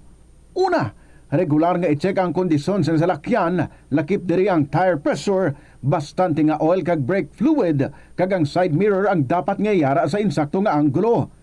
Siguraduhon nga hugot pa ang mga breakers kag matinlo ang air filter.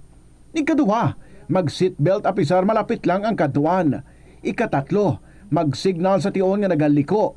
I-on ang signal light kung ikaw ang yara sa ginabanta 300 katapaka halin sa imo likuan. Ini nga pahanumdom ang ginadulong sa imo sang the #1 and most trusted radio network in the country, Bombo Radio Philippines. Basta Radio!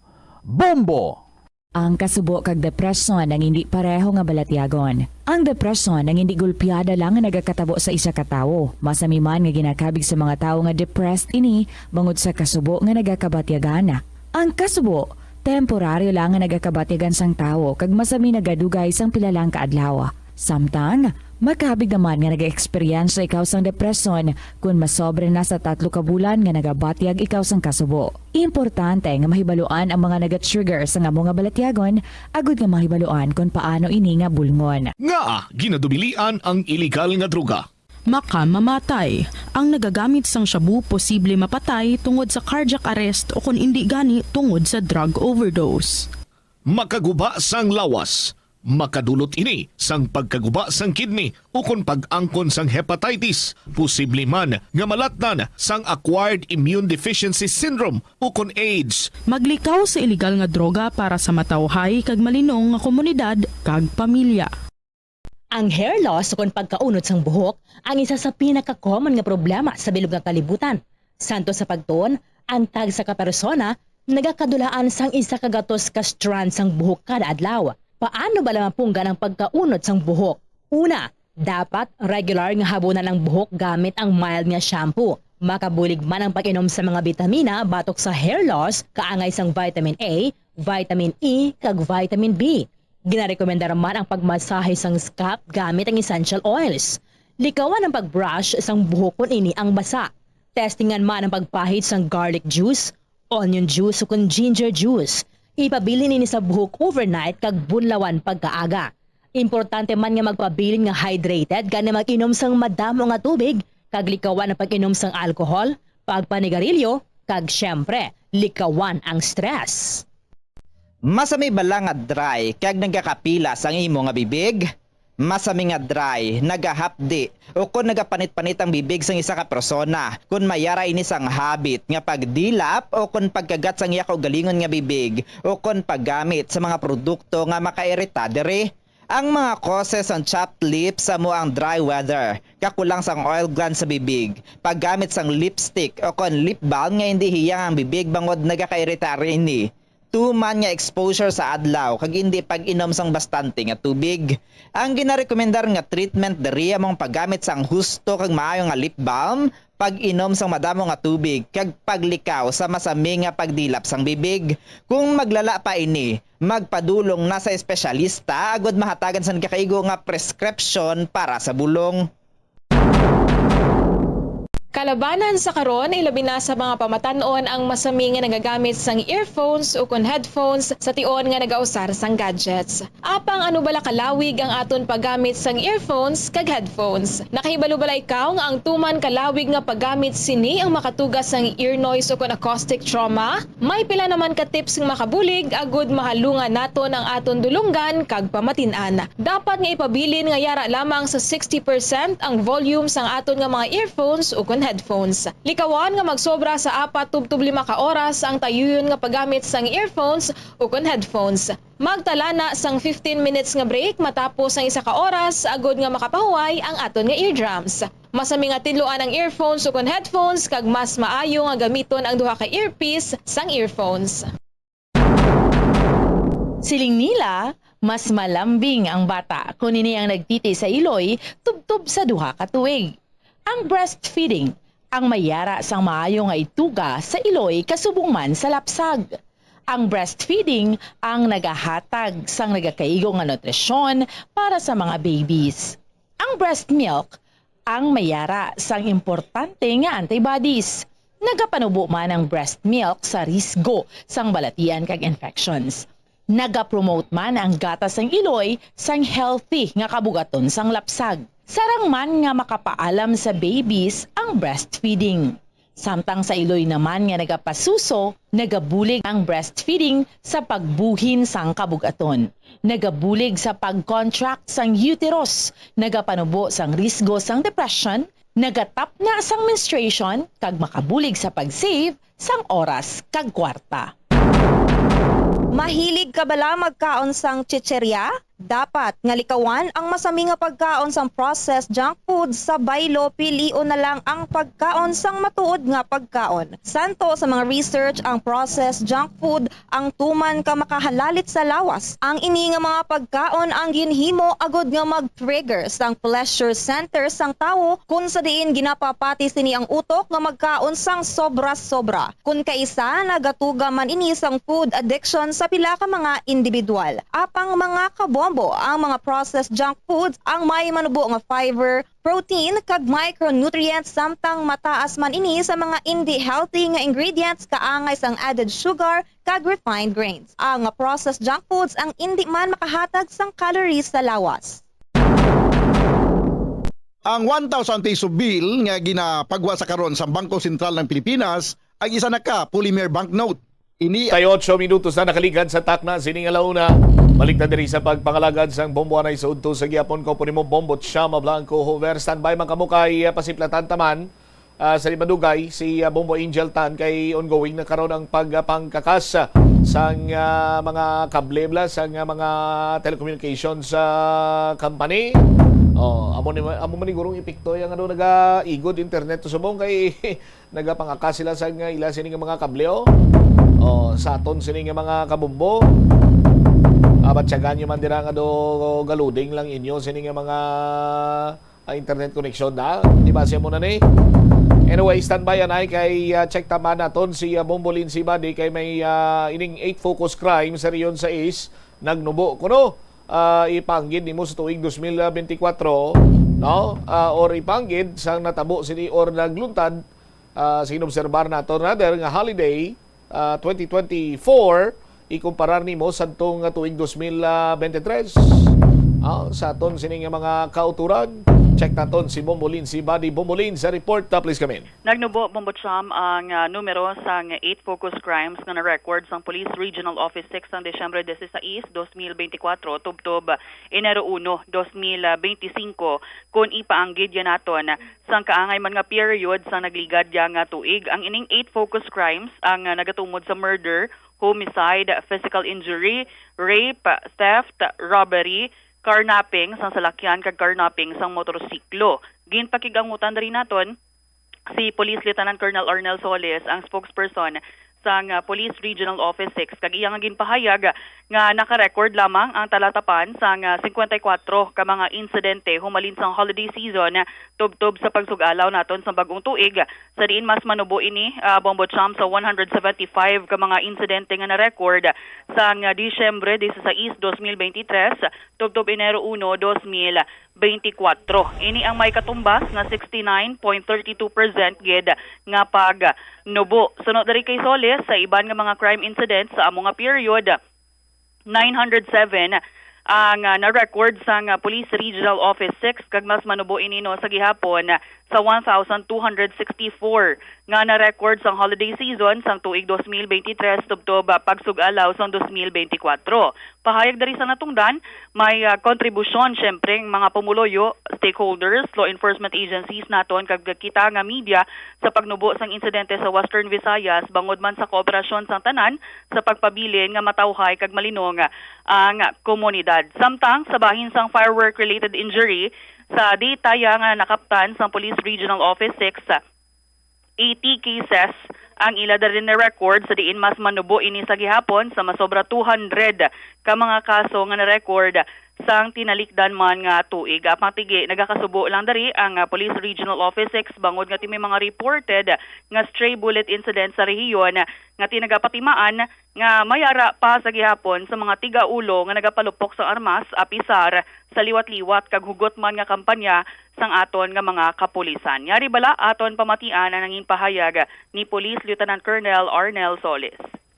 Ang aton nga data nagahambal nga dako ang nubo sang aton nga mga crime incidents no from December 16, 2024 to January 1, 2025 naka-record kita sang 907 incidents compared to the same period last year nga may ara 1,264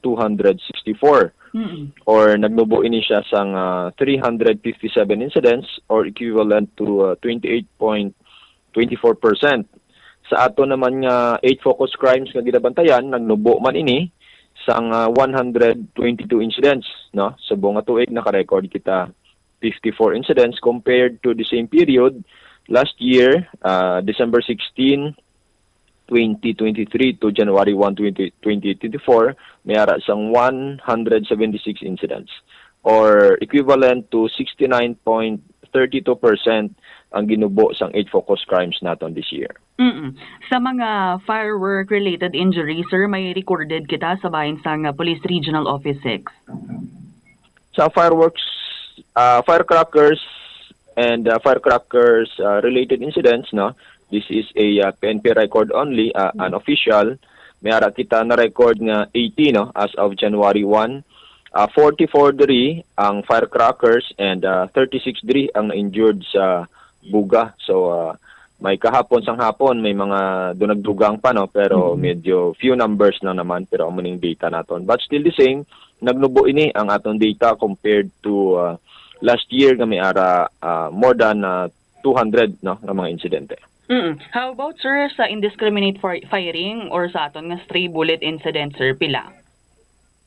So far sa stray bullet, ongoing pa no ang pag-count naton pero pagkabalo naton may ara dira isa sa Iloilo City and ang iban gina-consolidate pa because nga late ang pag-report Pero gapasalamat kita nga wala man sang may na-injured sa sini nga mga insidente. Pero still the same, nagakasubo kita considering kung may reported nga stray bullet and kung ma-confirm ini sa aton mga kapulisan, both siningon may mga kauturan pa kita nga medyo tigaulo kung sa diin na nagpalupok paghihapon sang ilang pusil sa saulog or sa pagsugalaw sang bagong tuig. So tani ang aton diring encouragement sa ila, hindi nila gamito ng nila armas sa pagsugalaw sa bagong tuig. It's because nga unang-una kung madakpan sila, magapangatubang sila sang kaso, ikaduwa, maka-injure or makadula pa ini sang kabuhi sa aton mga kauturan kung sila maigo once yung magpalupok sila. Ano ay answer ang factor or factors abi kung nga ang nagnubo subong ang mga recorded ang mga 8 focused crimes kag firecracker related injuries abi sir i-compare ta sa 2023? Unang-una, syempre nakita naton kung diin nga area kita mag-improve sang aton nga security measures last year, so gin-apply naton ina this year. And also gina-credit man naton ini sa bulig sang aton mga stakeholders no, sa aton nga mga LGU, law enforcement agencies, sa aton nga mga barangay officials, barangay tanods, and of course media. It's because nga grabe ang pagpahibalo sang media sa aton mga kauturan kung ano ang mga pwede himuon sa pagsugalaw sang bagong tuig para kumpleto ang aton nga mga body parts, masadya, kag secure kita sa pagsugalaw sang bagong tuig. And also kung ano ang mga hindi dapat paghimuon. So sa paglantaw namon, ining mga factors dakong ginbulig kung nga nangin generally peaceful ang pag-celebrate naton sang New Year diri sa Western Visayas kag ang pagnubo sang aton nga krimen. And also syempre ara ang aton mga kapulisan nga gina-execute sang maayo no ang ilang mga security plans according sa peculiarities ang ilang respective areas of responsibility. Bombotsam si Police Lieutenant Colonel Arnel Solis ang spokesperson sang Police Regional Office 6. So apisar no nga nubo ang aton dari nga na-record nga 8 focused crimes sa bahin sang Western Visayas, makahalon subo man karon ang natabo sa isa ka lalaki sa may banwa sang Lambunaw, Iloilo. Bangod nga nakapalagyo ni ang ining suspect na naglabo patay sa himata yung malang ni actually Bombotsam nga upod ya sa inom-inom sa may barangay Bagungbong banwa sang Lambunaw. Ang ining biktima amo si alias Geoffrey, 27 anyos, may live-in partner kag residente sa nasambit nga barangay. Samtang ang ining suspect amo ni si alias Ronron, single kag residente sa Valderrama, Antique. Ginpakigangutan naton si Police Major Roy Tayona, ang hepe sa Lambunaw Municipal Police Station, kag iya ginpahayag nga ginbitbit pa palagyo sang suspect ang ining binangon Bombotsam nga iya gingamit sa pagpatay sa biktima. Sa pagkamatuod suno kay Tayona, magpakaduha lang ni ang ining biktima kag ang suspect Bombotsam kay 3 days antes ang January 1 kahapon nga adlaw didto na ni ang ining suspect kay didto siya nag-celebrate sang New Year, nagsugalaw sang New Year upod man dino ang upod rin nila nga tinagainom-inom sila man abi sang biktima kag ilang mga barkada sang gilayon sila ya Bombotsam nagbaisay bangod nga tiyara na sa impluwensya sang makahulubog nga ilimnon. Gilayon din nagkuha sa binangon si Ronron sa balay man mismo ni Geoffrey kag ginlabo yaning biktima rason man sang iya nga kamatayon. Dugang padari sang natungdan, ginapreparar na subong sang Lambunaw Municipal Police Station ang pagpasaka sang kaso nga murder batok sa suspect kay desidido man Bombotsam ang pamilya sang biktima nga pasakaan sang kaso ang ilang himata. Yari bala pamatian nato na nanging pahayag ni Police Major Roy Tayona. Yes, ma'am, nabalik hapon, mga alas 4 sang kagahon, January 1, 2025 sa Barangay Bagungbong, Lambunaw, Iloilo. Mga more or less na sa 25 kilometers away from poblasyon Lambunaw. So, tungod sang kahulugbon, kag nagbinaisay niya ang duha ka party, ma'am, no? O upod man na sila nag-ilinom. So, ang aton nga suspect lang po, yung aton nga biktima. Ang biktima nato naman si alias Geoffrey, 27 years old, with live-in partner kag residente sang barangay Bagungbong Lambunaw Iloilo. Wala nga ito yung suspect, si alias Ron Ron, single, kaga residente isang Pulang Bukid, Balderrama, Antique. Ano ni sir? Updanay ni sila inom? Yes, ululupod sila nag-ilinom, no? Tungkol sa kaulugdon, nagbaisay ang uli, nagbaisay ng duwa. So, nagkuha sa ginako ng ating mga suspitsado kundi na labo ng ating biktima. Anong ginbaisa nila, sir? So, tungod man lang sa hinubog ng mga istorya. Duwagin ni sila hubog, sir? Yes, ma'am. Bali, mga alas 4 sa kagaon na tabo. Pag-in-report sa atin, mga 7:45 sa aga. Okay. Ang ining taga-Antique, sir, paano siya kalabuot sa Lambunaw, sir? Yes, ma'am. While ang ato na suspect is Balderrama Antique, mga 3 days na siya nag-abot at nagbibisita sa mga prente. Parehas naman sila apelyido ng atong biktima. So, nabatian, Bombocham, si Police Major Roy Tayona sa Lambunaw Municipal Police Station. Hindi man sila galing magliwan. Di man, Bombocham, magpakaduha malang pariyo malang gani apelyido. Sus Maria kagusip ti nga naglabot pes punto nga may linab anay gid. Di may mga binaisay ti kay wala na sa kaugalingon nga paminsaron kay na kainom na, Bombocham. Amo na nga dapat ang ilim noon diretso sa tiyan, di kay sa pasakaon sa ulo. Insakto gid, Bombocham. Kung mag-inom, pagparanamol sang guya, ti puli na dayon, di na maghulat nga nagakatulugan ka na das plungkuan mo kung dumahana ka na nga mag-super saiyan, dumagwa ka Spanet mo bla? Correct, gid. Kag ti subong gina nang nagpatigayon man actually sa hot pursuit operation ang Lambunaw PNP galing kay TY gini makita ang ining suspect, Bombocham. All right. Ini si Bombo Lindsay Ermitanyo Bade para sa the number 1 and most trusted radio network in the country, ang Bombo Radio Philippines, Basta Radio. Bombo! Salamat gid na Bombo Lindsay Bade sa imo sini mga balita nga ginaplastar sa aton sini nga pagpangalagad. Dahil lang gid kay check wanay si Bombo Angel tanoy nga gawon ko lang ni balita ni Bombo Angel kay ginapang kakas na karon. Ining mga spaghetti wires dira sa may JM Baza area. Amo ning promisa mo, no? Sa aton sini nga mga kabumbo promisa ini nga pang kakson sang City Engineer's Office kay way matapos-tapos ang mga telecommunications company bla. I-check ta karon kung may representative from Telcos dira nga nagtambong si Bombo Angel Tan. Bombo Angel sa report, please go ahead. Umpisa na diri Bombocham ang pagpangutod sa City Engineer's Office sang mga linya sang mga telecommunications companies diri sa bahin sang JM Basa Street, particularly diri sa atubang sa Plaza Libertad. Kag sunod diri or sa interview diri sa Bombo Radio, si Mr. Joel Erasmia, ang Chief of Staff sa nasambit nga opisina, ding pahayag nga ginako sa pila ka mga kompanya upon ko mga telcos nga may mga linya pa sila nga live o kung nag-operate pa sa gihapon diri sa bahin sang JM Basa Street. Ti ang matabo diri gid pamangkot sila sang city government kung okay gid lamang abing doon ang mga linya nila at isarabi may mga customers ini sila nga madulaan gid sang internet pero gin promesa diri sa mga telcos specifically in PLDT Balabang Watcham nga ti i-reconnect lang nila kuno dayon pero ti diri sa aton nga set up subong samtang nag-auto diri sang live wires o kung mga wires diri ang City Engineer's Office ang task force botahe ang pugi may mga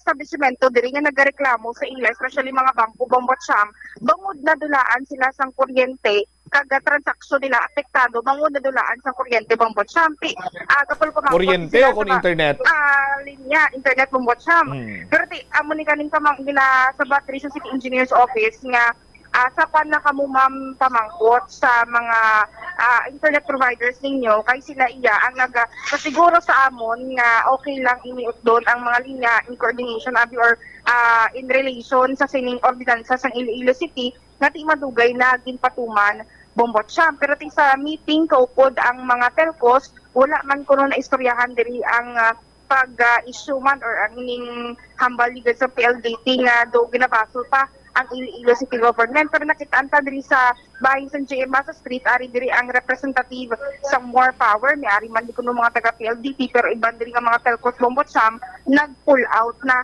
sa area. Pero kita natin as of now, hawa na diri ang sa may atubang sa City Hall Manor Plaza Libertad diri nga area. Diri banda pala sa may mga drugstore, di ba po siyam kag sa mga bangko diri hawan na diri ang kanya kung makita nimo and sige-sige ni ang operation until 5 p.m. Pamatyan ta balang kabakin diri sa nangin takayag ni Mr. Joel Herasmea sa ating interview.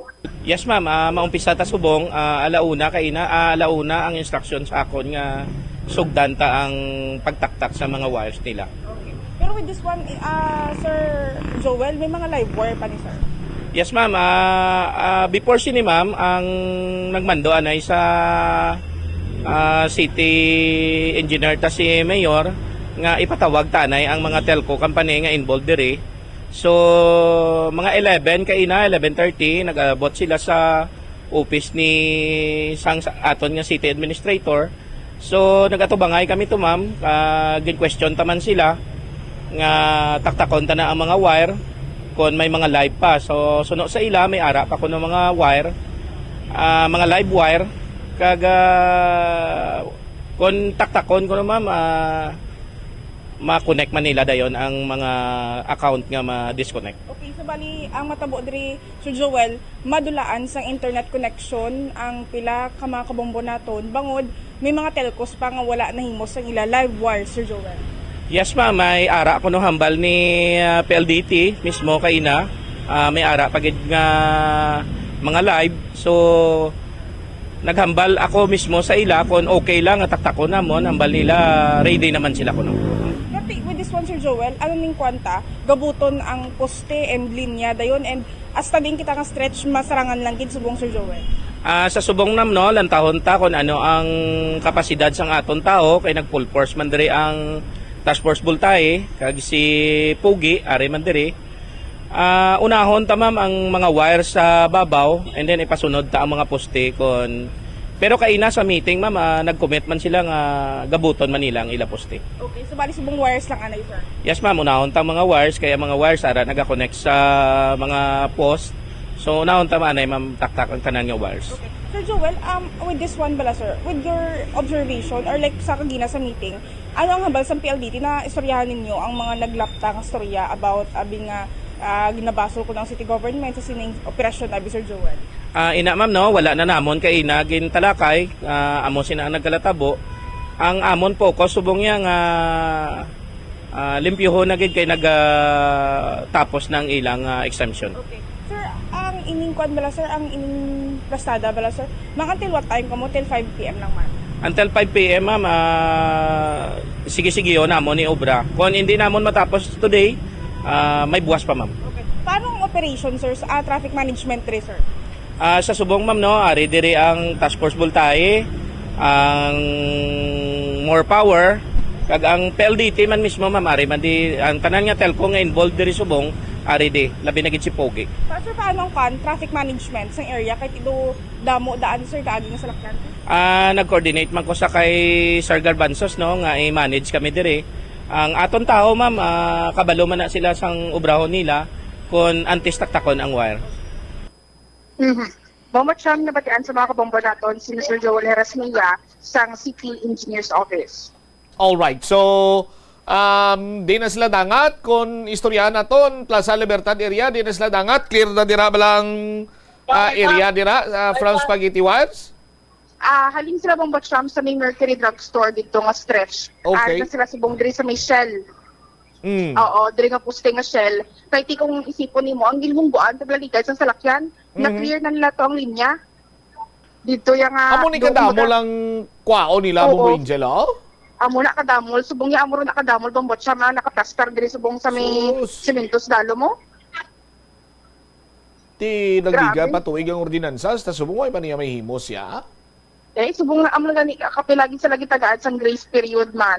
Sang nag-ayon sila kini Mayor Jerry Treñas pero subong iya wala na gid bombot siya, ari subong ginamat-amatan nila himos ning mga wires ni to the point ka nagkulang pa diri sang manukulang pa din Sir Joel sang extra nga mga cutter sa more power sir na mo sa din sa Paramount kami nagkuhan. Ulam. Oo, bungod sa nagwala pa sila sa mga extra diri para nga mas dasigay diri ang himusay Di, man. ni, ano ni, ibalik ni sa mga telcos or i-keep safe Dispose- ni isang city engineers?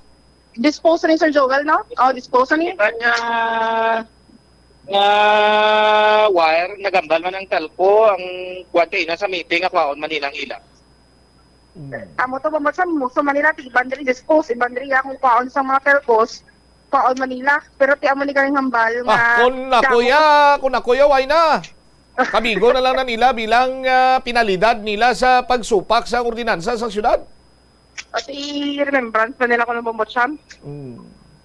Pero kita natin, dali grabe, damol gidi ang mga wires niya kung ilang taon na bala Bombotsam, tiari, stretch pa lang niya, diri banda sa may atubang sa Plaza Libertad, ay panikalabot, diri sa may Sunburst Park, na daan, grabe, pag hindi ka damol, ang mga wires diri ka nagalaptam, ano? Pero inang ginapang utod, tanan, Bombo Angel, mga internet cable, hindi na niya kay kuryente. Internet cables. Amo na yung kwanjit, dulaan din sila internet connections. Kay ang kuryente, naka-underground na mo. Oo, ang iya ka more. Ligad ba ganito na Bombotsam? Wala talaga gini ang ligad ko makiyas ang more. May gawa pa sila ka-posting nga bilin. Kaya hindi na lang makakas-kakas ang posting na bangod. Ang dera nakabutang ang mga linya sa mga telcos gani. Pero subong Di niya. kung maghambal ikaw PLDT, sa saan pa niya ang PLDT nag-operate? Nag-operate pang himos? Hindi nag-operate nag-provide sa internet connection, nag-provide sa telepono, so on and so forth. Saan pa niya nag-operate? Dugay na Bombotsam, ari di gani kitanta gani dio. Di ba do? High school ka pa lang, may PLDT niya Bombo Angel, di ba? Oo. Senior high school pa meron na. Ang Moria, saan lang niyang Morao? 2 years, 5 years, mga dra pa lang. Mga 2020, abe? Nga naka-underground cabling sila, ya? Amo na ang sabat sang mga telcos nga hindi masabat Bombotsam. Ang pamangkot galing hindi masabat. Kung gusto nila, pwede kay ging gusto gani isang more kag nagsunod sila sa ordinansa, nahimo man niya sang more. Tiano ang public utility nga nagasunod sa mga pagsulundan diri sa syudad sa Iloilo. More Electric and Power Corporation na gila, magluwa sa ila. May iban dirami, pero iban sinima telco siya, why get? Why did matapos extension nila ng pangayo Premier Trenias. Salamat na lang sila ligat rin Bombotsam sa lakyan nila ligat niya nagbunggo sa poste. Mas nakusan nila ang mga city engineer's office kay ara sa dalom ang kwan mo. Ang mga wires ng mga telcos nga ni, mas napos sila sa pagpangutod. Pero with this one, amuning plastada, subong nga sige yung operation nila. Kitaan mo lang diguro, makawaw ka dun sa damuon sa wires nga galapta diri subong sa kano ginahimos nila amat-amat. Isa-isa gini nga paglukot Bombotsam mo. Mayo man gani ni nga ihimplo subong ginahimo ni Mayor Jerry Triñas sa jail. Why na siya nagapangakig? Himos yan na lang. Why nagugtas Bombotsam diretso dayon pa. Why nagugtas? Insakto na iya Mayor Jerry Triñas, sir, hindi ka na iya magugtas. Kung may mga nagalapas sila katulad sa mga telcos ni sa ordinansa, muning angay sila pang utdon sa city engineers. Just like sa nakabunggo sa flower pots to. No? Kaya hindi man lang sila madala sa ambal, hindi man sila madala sa multa. Kagkaso. Amo na lang na. Hindi na maugtas si Mayor. Diretso dayon ko nang diretso dayon utod wala nang damo Astoria pero ginagin patawa pa man sila ko ng Bombotsam para nga ti mo coordinate sang maayo ning mga sitwasyon di pala nga ako yung mga live wires pagitman or sining pastada nga okay lang pala sa ilang utdon nagpasugot man diri ang mga telecommunications companies the reason why nga ito hindi kuno sa ila maka-directly dapat reklamo ang mga establishment or mga businesses man diri nga nagareklamo bangod na wad-ad ini sila sang kuryente Bombotsam. All right. Ini si Bombo Angel Pitsulgertan para sa #1 and most trusted radio network in the country, ang Bombo Radio Philippines. Basta Radio, Bombo. Salamat kid na Bombo Angel Tan sa imo siniya nga follow-up report. Tiyan mo na lang ni himuon ni Mayor Jerry Triñas mas maayo paguro. Hindi na lang siya sagad kaugtas kay makapila naman niya katuig nga nag-ugtas si Mayor, nag-remind, implementar sang mga multa violation sa mga nagalapas ang ordinansa. Kung may malapas kaya nga ordinansa kag may nalakip sini nga pag-file sang kaso, pasaka na lang ta sang kaso diyon Mayor para nga may kadudlaan man ang mga ritumado kag mga salawayon diri sa syudad sa Iloilo. Alang-alang na ginaton sini nga tiyempo, standby na kamo sa kapon lamang program, kaupo naman sa kay Tita Regine. Isibombot siya, Mablanco, vergabilin sa imo sa mananay ang hapon. May God bless us all. Para sa the number one and most trusted radio network kinakantri ang Bombo Radio Philippines. Basta Radio, Bombo! The Farmers Bazaar, your traditional public market with the touch of Plazuela Dos, ang isa ka lugar nga gintukod sa tion kag sa kasagsagan sa COVID-19 pandemic nga may tinutuyo nga maghatag sa imo sang safe marketing experience. Subong nga ang COVID-19 hindi na gid man dako nga pamahog kag nagapakadto na kita sa next normal. Rest assured nga ang Farmers Bazaar will further evolve agud yung magpadayon sa paghatag sa inyo sing satisfying marketing experience. The Farmers Bazaar. Sa lower level, tara na pahamtang ang fish, poultry, kag meat section para naman sa inyo mga kinahanglanon nga prutas, utan kag iban pa, magbisita sa upper level, pinaagi sa paggamit sa hagdanan o kon sa pagkadto direkta sa parking lot. The Farmers Bazaar, your traditional public market with the touch of Plazuela Dos. Plazuela de Iloilo, Billboard of Activities for December 29, 2024 to January 4, 2025. Ang Enero 3, 2025, among first Friday of the month. Ini ang ikadosing nga promesa ni Jesus nga ginhambal pinaagi kay Sister Margaret Mary Alacoc para sa tanan nga mga devotees sang Sacred Heart of Jesus. I promise you, in the excessive mercy of my heart, nga ang akon all-powerful love ang igahatag sa tanan nga magabaton sang Holy Communion sa first Fridays sa siyam ka consecutive months ang grasya sang final perseverance. They shall not die in my disgrace, nor without receiving the sacraments. Ang akon divine heart among ilamangin safe refuge in this last moment. In line with this, ginaagdang tanan nga mag-attend sang First Friday Mass to honor the Sacred Heart of Jesus sa La Tolda sa Enero 3, 2025. Mag-uumpisa alas 5:30 sa hapon. Ang Technocrats Band ang magasugod sang tuig with a big bang. Bangod sila na talana nga maghatag sa inyo sang one great musical show sa concert at the plaza. Umpisa alas 6 ang gabi sa Enero 4, 2025, Sabado. Sa tion sa musical show, napulo ka mga matahom nga Plazuela de Iloilo, special edition mags kag madamo pa nga iban ang igaparafol sa mga suki sang Plazuela de Iloilo. Sa Enero 5, 2025, Domingo, ginaagdang tanan nga mangin kabahin sang Eucharistic celebration nga pagkahiwaton sa La Tolda sa mga adlaw, alas 11 sang aga. Sa tion sang Holy Mass, magpangamuyo kita sa Ginoo nga hatagan niya kita sang needed grace and strength agud at tubangon ang mga challenges sang tuig 2025. Plazuela de Iloilo, we remain to be one with you in the common hope for a better community and a progressive country in 2025. Nagaproblema kagid bala kung paano makasupod sang kwarta bangod sa wala tuong nga galastuhan. Better management ang kinahanglan dira. Isa ka tip abang spending awareness. Magamit sang money management app o kung pwede man nga malista mo agud nga ma-track o kung masundan mo ang imo gasto sa nagkalain-lain nga kategorya. Diri mo mahibaluan kung pila ang imo gasto sa hindi manggid kinahanglanon kaangay sang pagkaon sagwa, entertainment kag bisan ang adlaw-adlaw mo nga pagpangape-kape sagwa nga tuman ka gasto. Kung maedukar mo na ang imo kaugalingon sa sini nga mga kinaandan mo, sigurado nga makahimo ikaw sang plano kung paano ikaw maka-improve. Ini nga pahanumdom ang ginadulong sa imo sang the number one and most trusted radio network in the country, Bombo Radio Philippines. Basta Radio! Bombo! Yari ang mga simple nga paagi agud makakinot sang tubig. Kaayuha ang mga taga sa tubo ukon hose. Hindi tanan nga taga sa mahapos kagilayon nga makita tungod ang mga tubo ukon hose ang nakalubong sa duta ukon semento nga bahin sang balay. Kung magsigi ang mga tagas nga ini, mahimo nga magalabot sa 10,000 ka litro sang tubig ang mausik sa isa ka tuig. Maggamit sang leak detection tool ukon magkonsulta sa mga eksperto kung may pagpangduwa-duwa nga may tagas sa mga tubo sang tubig agod ini gilayon nga makaayo.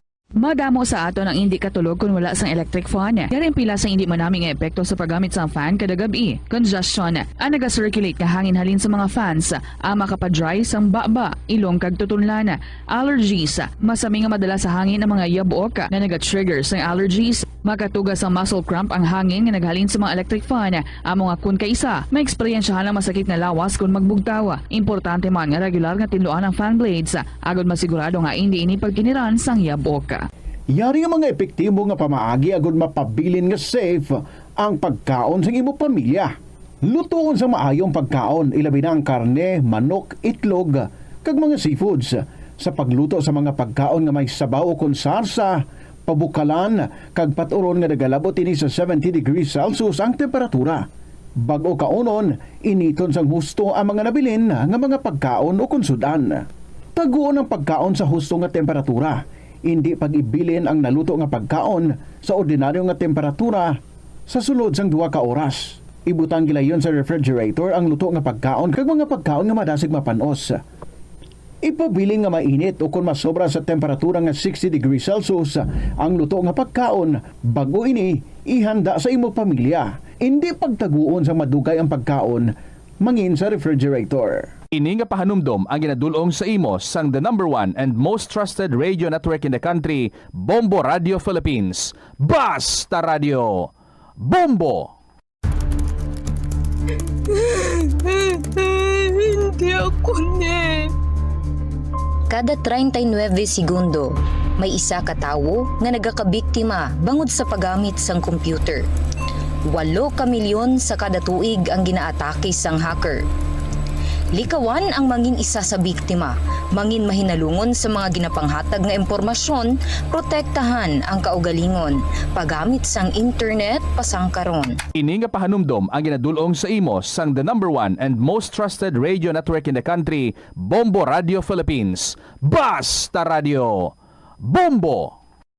Kunyara ikaw sa balay sang iban, importante ang pag-practice ang good manners and right conduct sa pagpakita sang respeto sa tagbalay, sa ila space, kag sa ila pamilya. Be punctual. Kung ginimbitar ikaw sang tagbalay nga magkadto sa ila, mag-abot sa kinistoryan nga oras, hindi tuman ka temprano kag hindi man tuman ka late. Paibalon gilayon ang tagbalay kung makaabot ka nga late o kung hindi ka makakadto sa ila. Magdala sang regalo sa tagbalay kaangay sang bulak o kung pagkaon.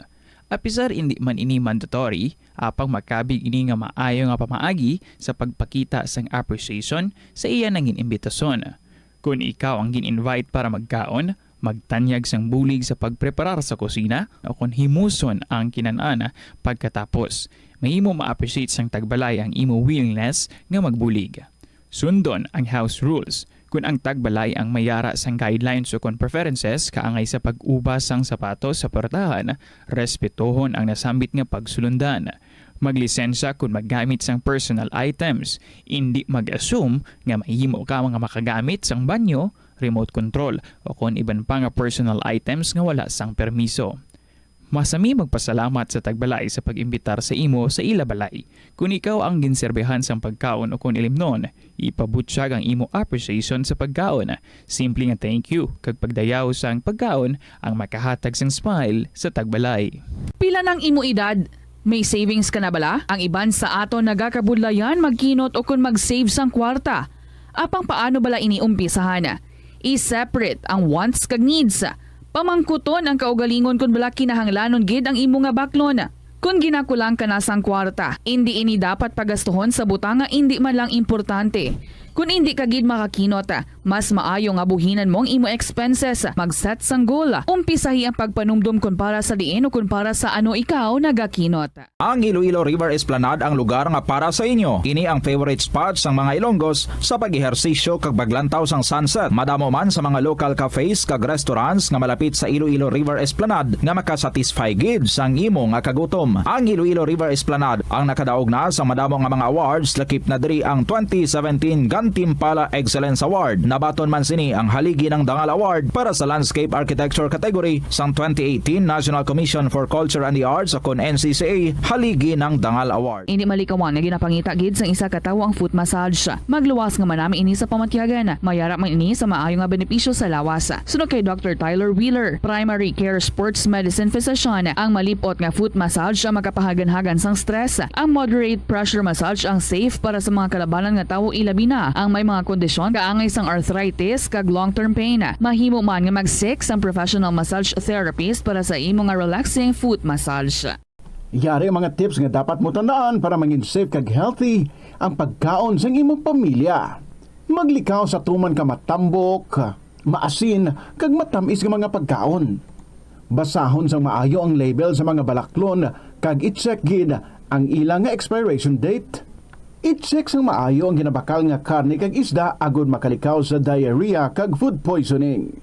Likawan naman nga magbakal sa mga unlabeled kag ginrepack nga mga pagkaon.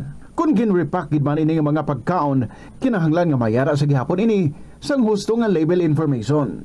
Ini nga pahanumdom ang ginadulong sa imo sang the #1 and most trusted radio network in the country, Bombo Radio Philippines. Basta Radio! Bombo! Kagasto gid bila sa imo adlaw-adlaw kag feel mo gid pirmi ang petsa de peligro bangod nga wala na gid unod ang bulsa. Gamita ang imo bulanan nga spending habits, amo man ang imo bulanan nga take home pay. Ito ang Bombo Radio Philippines. Fully digitalized. Numero 1 sa balita, komentaryo, drama at serbisyo publiko. Bombo Radio Philippines. Bombo Radio Philippines. Ang inyong #1 at most trusted radio network in the country. Basta Radio! Bombo! Mayong hapon sa tanan, yari na naman ang kahapon lamang program. Of course, kaupo din nyo si Tita Regine. Today is January 2, Thursday, 2025. Ang akong gina mainit sa gihapon ng pag-abi-abi sa inyo and pagpasalamat for you being there and joining us every afternoon kung sa diin man kamo napahamtang. Anywhere you are, maybe here sa Iloilo, sa Pilipinas, sa nagkalain-lain nga bahin, or maybe abroad. Or nagbakasyon ka mo? Are you out of the country? Salamat gid nga sige hapon nakiki-connect. Alright. Para nga mangin kaupo diri sa kahapon lamang program. Kumusta man ang inyong New Year? Overall, kumusta ang inyong holidays? Something very special nga natabo, very significant, exciting, pwede gid nga ma-share. Base diri sa KLP, palihog na lang, isulatin nyo ina, and then you email sa bombo_iloilo@bomboradio.info, or you can write your stories and di padala sa kahapon lamang program DYFM, Bombo Radio Iloilo, Sky City Tower, Maple Street, Iloilo City. And now, I welcome you with a song from Francis Lazatin, Kung Gusto Mo Ako. Kaupo ninyo si Tita Regine, this is KLP. Good afternoon.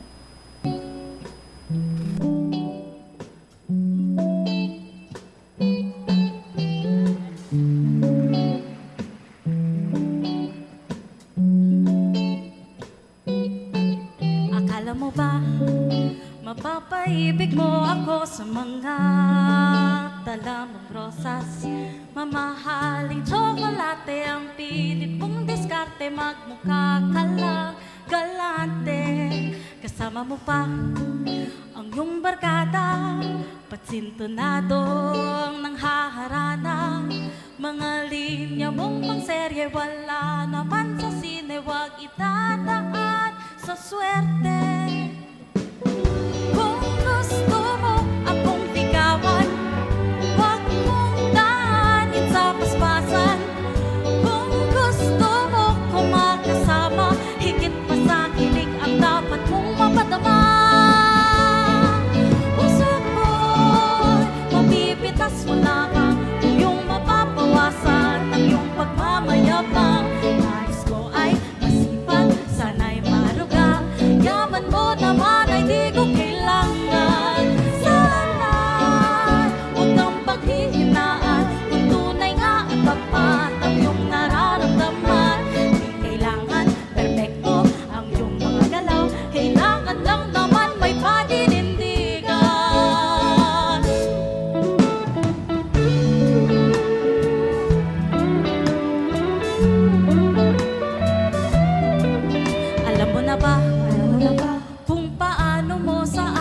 mapadama ang iyong paghanga.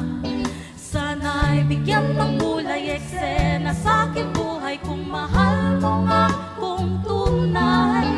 Ang mahalaga ay sana di pa rin magbagong maganda mong katangian.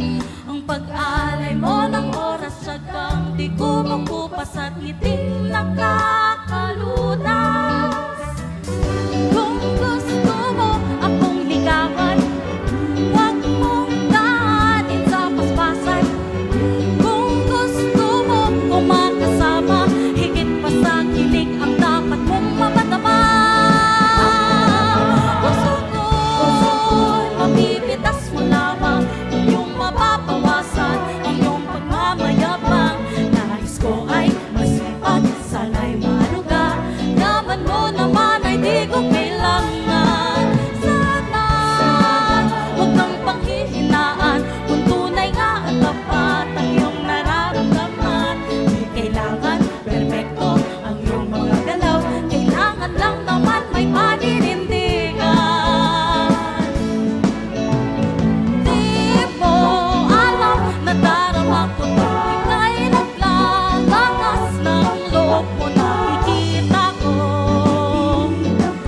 baka tuluyan na akong mahulog sa iyo. Puso ko'y mapipitas mo lamang kung iyong mapapawasan ang iyong pagmamayabang. Sana'y huwag kang panghihinaan kung tunay nga at tapat ang iyong nararamdaman. Puso ko'y mapipitas mo lamang kung iyong mapapawasan ang iyong pagmamayabang. Sana'y huwag kang panghihinaan kung tunay nga at tapat ang iyong nararamdaman. Puso ko'y mapipitas mo lamang kung iyong mapapawasan ang iyong pagmamayabang. Nais ko ay masipag, sana'y maluga, yaman mo naman ay di ko kailangan. Sana huwag kang panghihinaan kung tunay nga at tapat ang iyong nararamdaman. Di kailangan sumuko, may pag-asa ka naman kung tunay nga naman na gusto mo ako.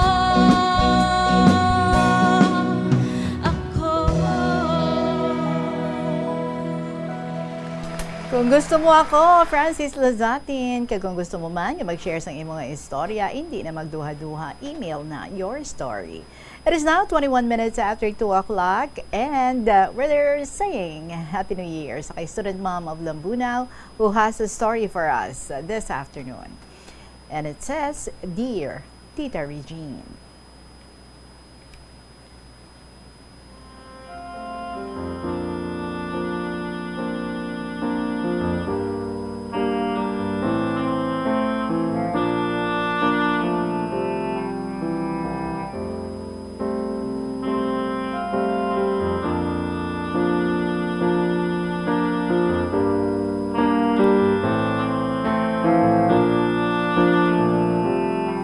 Hello and Merry Christmas sa inyo tanan nga taga-Bombo.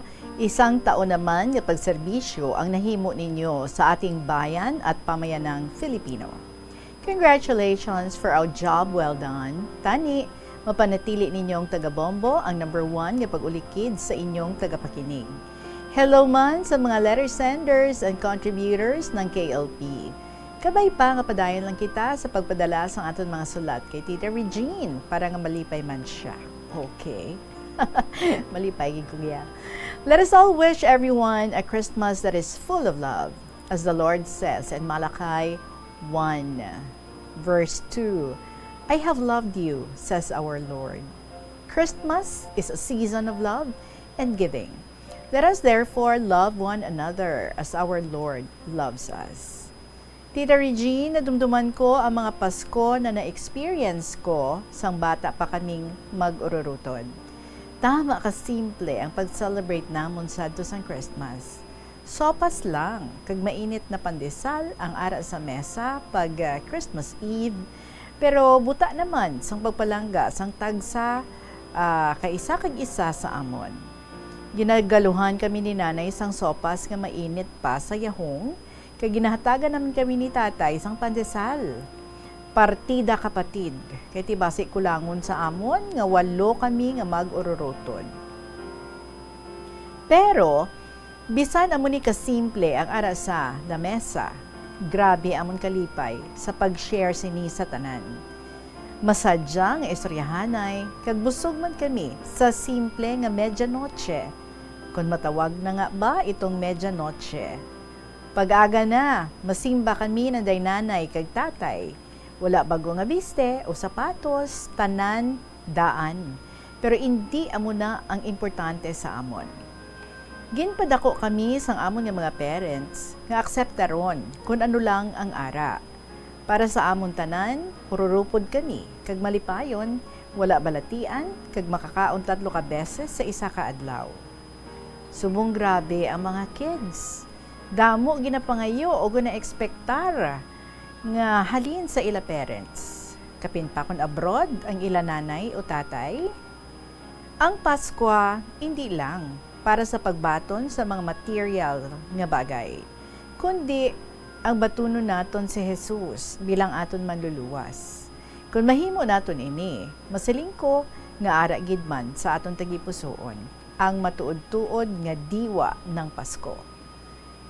Tita Regine, mga Christmas songs na ang mabatian naton nga gina-play sa atong mga radyo, pero kabalubala kamo nga ang first Christmas song played over the radio was done on December 24, 1906. It was done by Reginald Fessenden, a scientist who had been working for years to achieve wireless radio communication. Ang iban nga mga scientists found his ideas radical, kag unorthodox, and gadwa-duwa sila if he would succeed. Si Fessenden held a contract with a fruit company which had installed wireless system on roughly 12 boats to communicate about the harvesting and marketing of bananas. Sa ina nga Christmas Eve, si Fessenden naghambal nga ginhambalan niya ang mga wireless operators on board sa tanan nga mga barko nga mag-pay attention. At 9 o'clock, they heard his voice. He reportedly played a record of an operatic aria, and then he pulled out his violin, playing "O Holy Night" and singing the words to the last verse as he played. Finally, nag-offer siya Christmas greetings, kag nagbasa from Luke 2, the story of angels announcing the birth of a Savior to shepherds in Bethlehem. From Luke chapter 2, verse 11. Today in the town of David, a Savior has been born to you. He is the Messiah, the Lord. Both the shepherds in Bethlehem over 2,000 years ago and the sailors on board the United Fruit Company's ships in 1906 heard an unexpected, surprising message of hope on a dark night. And God still speaks that same message of hope to us today. A Savior has been born for us, Christ the Lord. Tita Regine, ginaisip-isip ko kung papaano na lang ang akon mga inadlaw kung wala ang akon nga radyo. Ini na lang ang nabilin ko nga kalingawan. Limitado naman ang pagbasa ko kati masakit ang akon mga mata kung dugay nga nagabasa kag nagasulat. Very thankful ako kay Lester sa pagbakal niya sining radyo para sa akon. Ang radyo ko ang akon best friend, kag best companion. Kag wala pa kami nag-aaway, always together, never to part again. Hi, miss ko lang kamutanan. Feeling sentimental lang si student mom.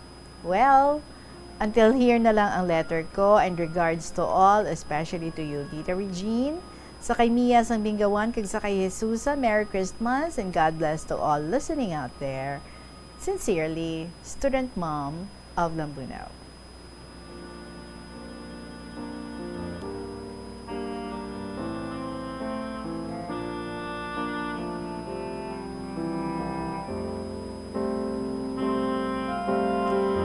Yes, student mom of Lambunaw, I totally agree with you. Wala sa material nga bagay ang kalipay nga mabatyagan sang isa ka tawo o kung sang isa ka pamilya.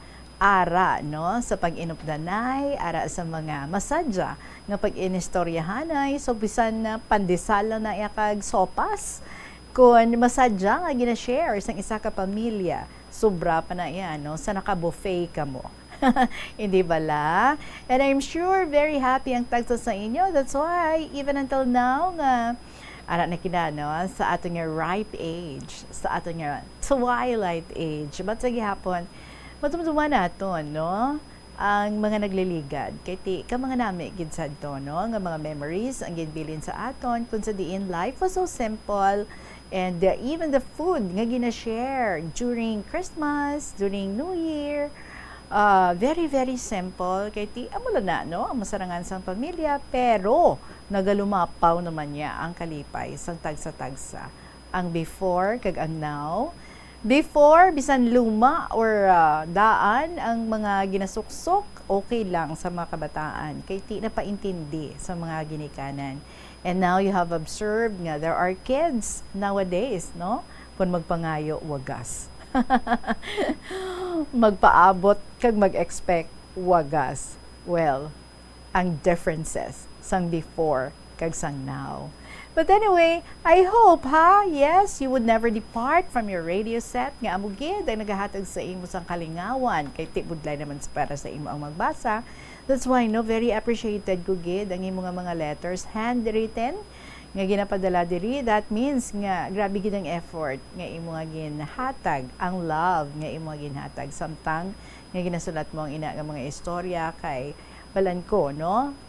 May mga times na mabuday para sa imo, do hindi nagawa ikaw kamurot sang mga letra nga imo nga ginasulat dara, but you never stop from giving us and sharing with us the beautiful stories. Ang imo nga ma-experiences sa itong una, nga napunaan gid, no? Sa mga manami, nga mga eksperyensya, kag mga inspirasyon.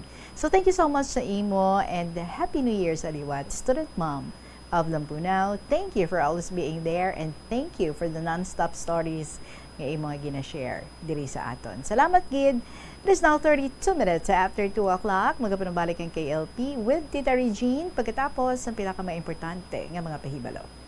Pagbugtaw, magpalanakit man lang ang imulawas, base hindi ka naman namian magtulog. May panugyan ang pain medicine specialist nga si George Gergis. Simple lang. Una, maglikaw sa pagkaon nga nagapromote sang inflammation. Pilion mo ang madamo nga utan, prutas, whole grains kag seafood. Bangod ginapataas ni ang antioxidants nga nagabulig sa pag-reduce sang inflammation. Mag-exercise apang hindi man pagpataman. Ang movement nagalubricate sang joints gani nga makalikaw sa pain kag stiffness. Paano bala mahibaluan ang isa ka impormasyon nga nagapatalang? Ukon sala. Una, i-check gid ang source kung sa diin inihalin. Kung ang impormasyon halin sa reputable news outlet, makit-an ini sa ilang website.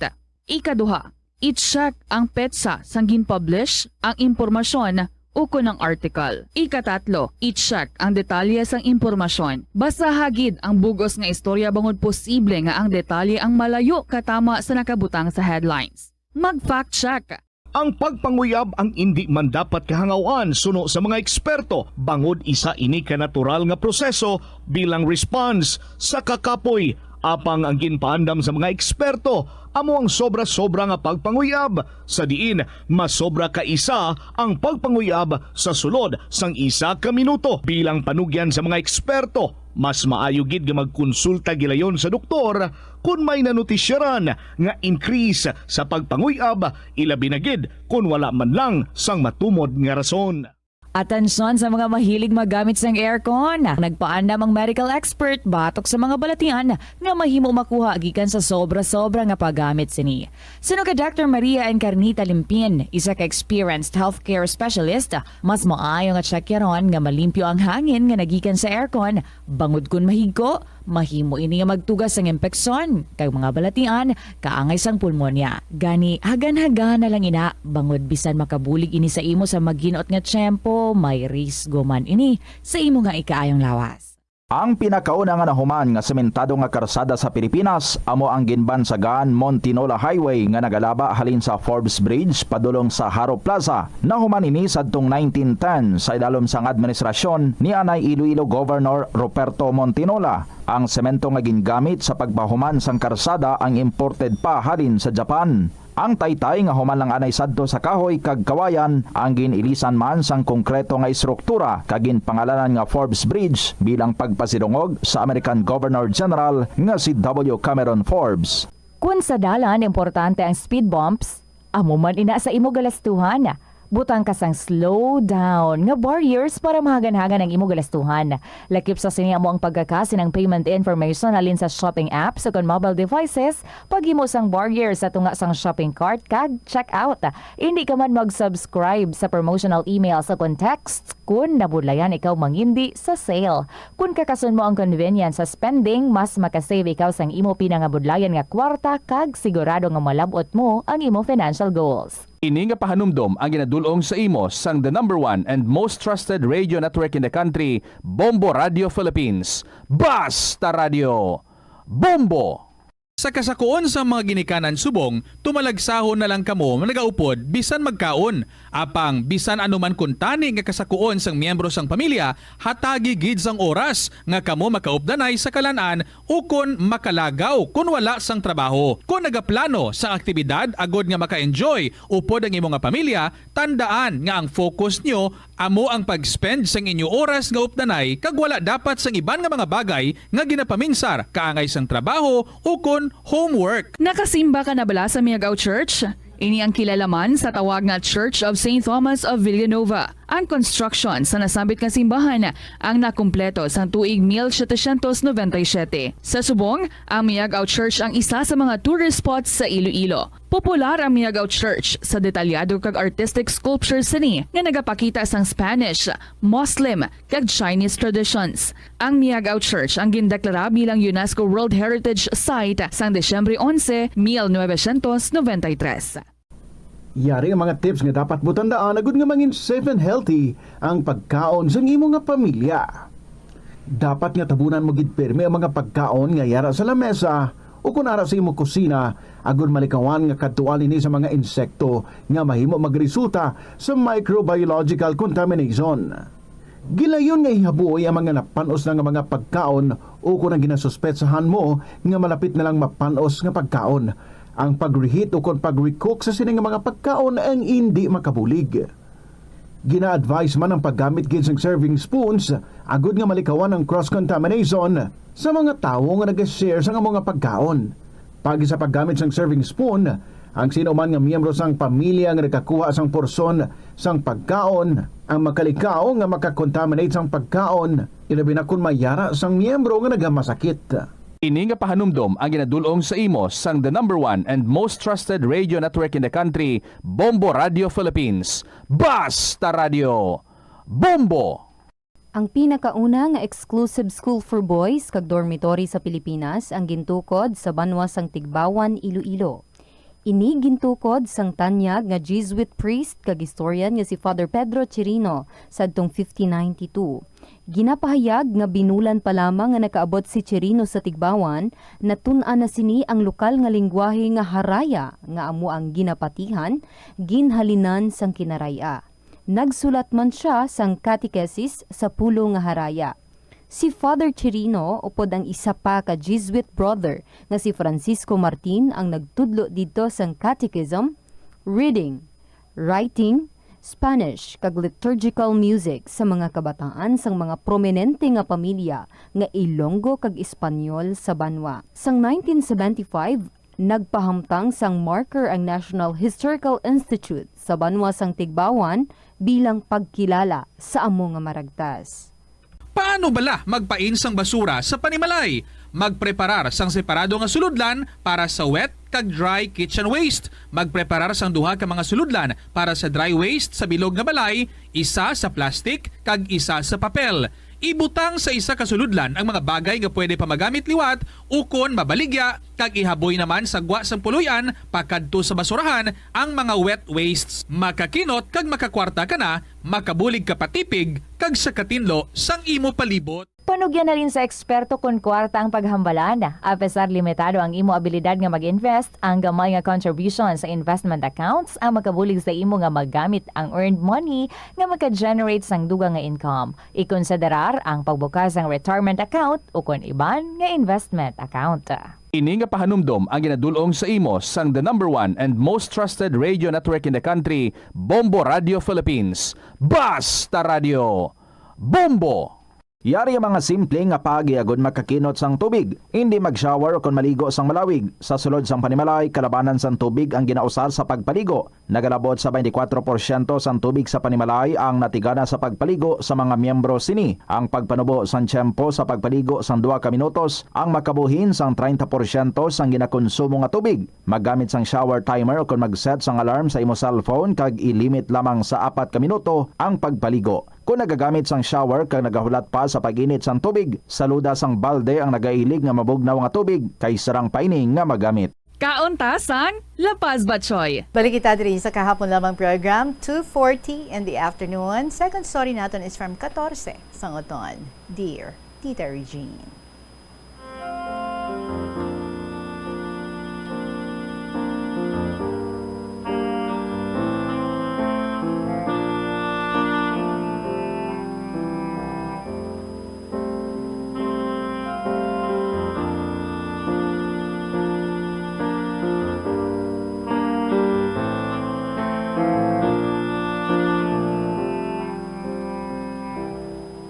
Maayong hapon naman diwat sa imo, kag sa sininga programa ng mga tagpalamati isang kahapon lamang program.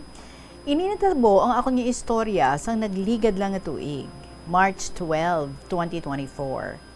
Sige lang ako higda sa katre, ginapilit ko gid, nga bisan paano, mapiyungan man ako. Sige lang ako liso-liso sa katre. Ang bana ko sa may balkon gapungko lang, sige pamati sang bomboradyo. Sang ulihi, kaya hindi man ako matulugan, nagdesisyon na lang ako. Total, pasado naman 3:00 sa hapon, marosaryo na lang kami ni Sito. So pagbangon ko sa katre, namuklatan ko nga si Giovanni nga apo ko nga daw sa kaina pa nga nagatulok sa akon. Nagatindog lang siya, nakaluab sang puti nga may ribeti nga blue kag naka-shorts nga may gagmay nga mga designs.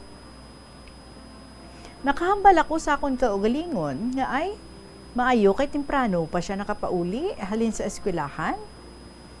Nagatindog siya, Tita Regine, sa may uluhan ko. Kag nagliso, pasaka sa hagdan. Nagtindog man ako, kag ginkaduan ko si Sito sa may balkon para hagaron nga magrosaryo. Pero si Giovanni, nagsaka sa hagdan, pakadto sa ibabaw. Tadlong gid ang iya nga pagsaka sa ibabaw. Ginalantaw ko siya nga nagapasaka sa hagdan.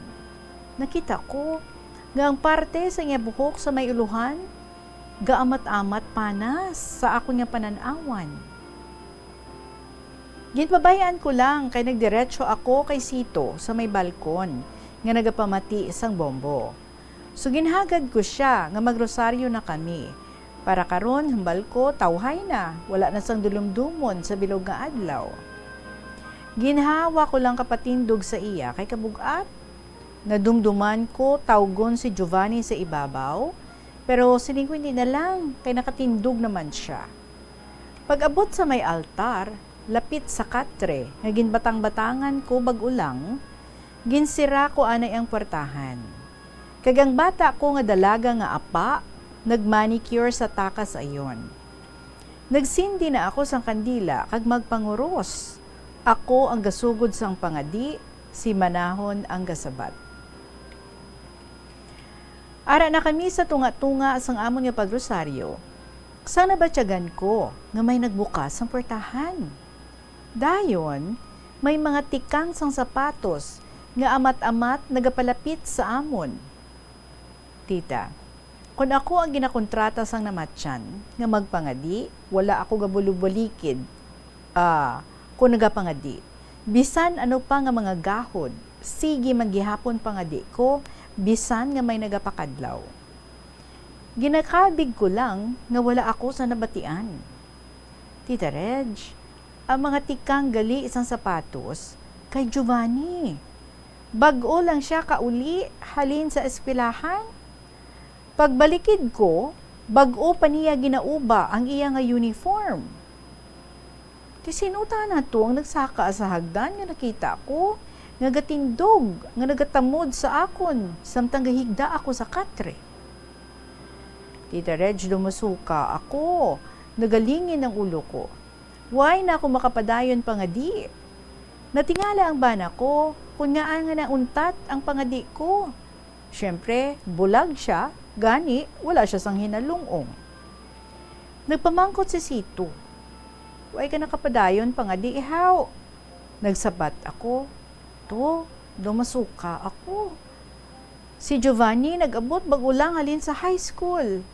Ti ano gid? Sabat niya. Sabat ko, kaina, may nagsaka sa hagdan. Nakita ko nga si Giovanni ato. Tapos si Giovanni naman bagulang kauli halin sa eskwelahan. Sino to? Gakurudog ang lawas ko nga nagkupo kay Sito. Si Giovanni nga bagulang kaabot, natingala kung na ano ako. Gintawgan ko dayon si Dolores sa Singapore. Hambal niya, sunugon ko kuno ang bayo nga nakita ko nga ginasuksok ni Giovanni ang luab kag ang shorts. Sus, sanghana ko na sunugon ang mga bayo. Inagaw sang tiya na nga apa. Senyas na, pila na lang kapanid ang bayo ni Giovanni, sunugon ko pa kuno.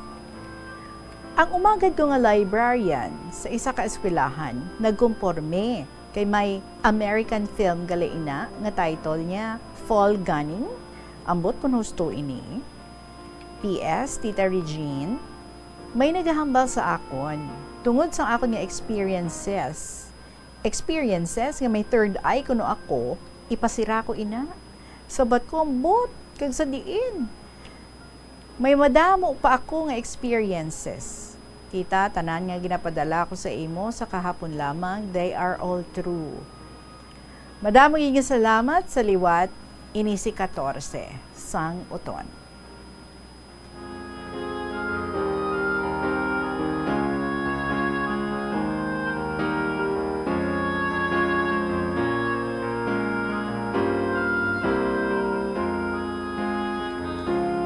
Well, if you can recall, mga kabombo sa mga tagpilamati natin dito, especially sa mga suki, sinisang KLP, no? Ang halos tanan nga mga ginashare din yung istorya sa aton ni 14, do may ara gidya natuhoy sa kababalaghan, sa mga madalum-dalum, mga misteryoso nga mga istorya. And ang muni, ang pinaka-latest, ang ginashare niya sa aton, ang regarding sa iya apo, nga nakita niya gid nga nag-abot tapos nagsaka sa hagdan and then wala man gulong bal, no? Basta nagsaka lang sa hagdan.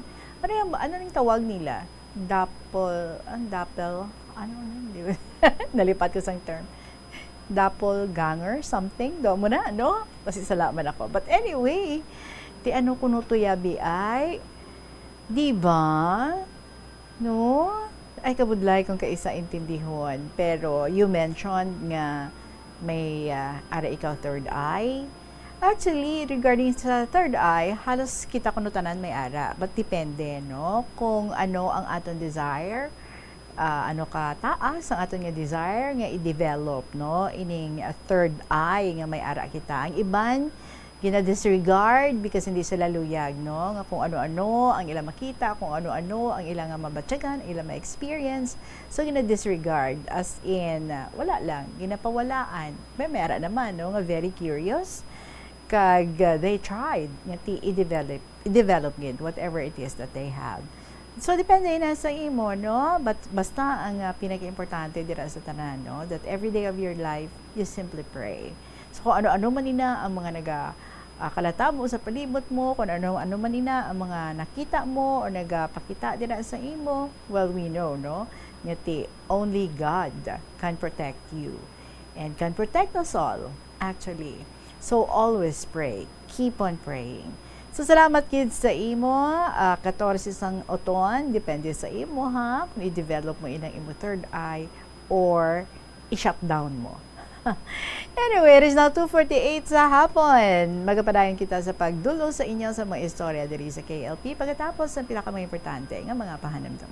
Viva Señor Santo Niño! On January 25, Saturday, Bombo Radio, Plazuela de Iloilo, and Star FM will give you the best and the most extravagant band competition for Dinagyang 2025, Pasigabong.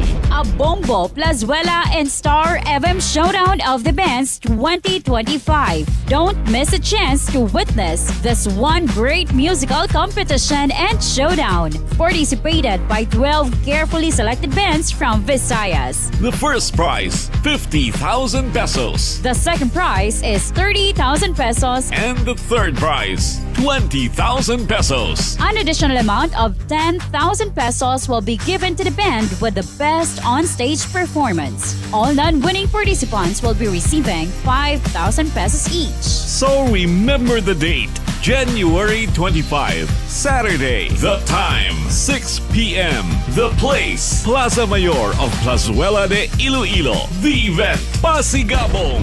A Bombo, Plazuela, and Star FM Showdown of the Bands 2025. Viva Señor Santo Niño!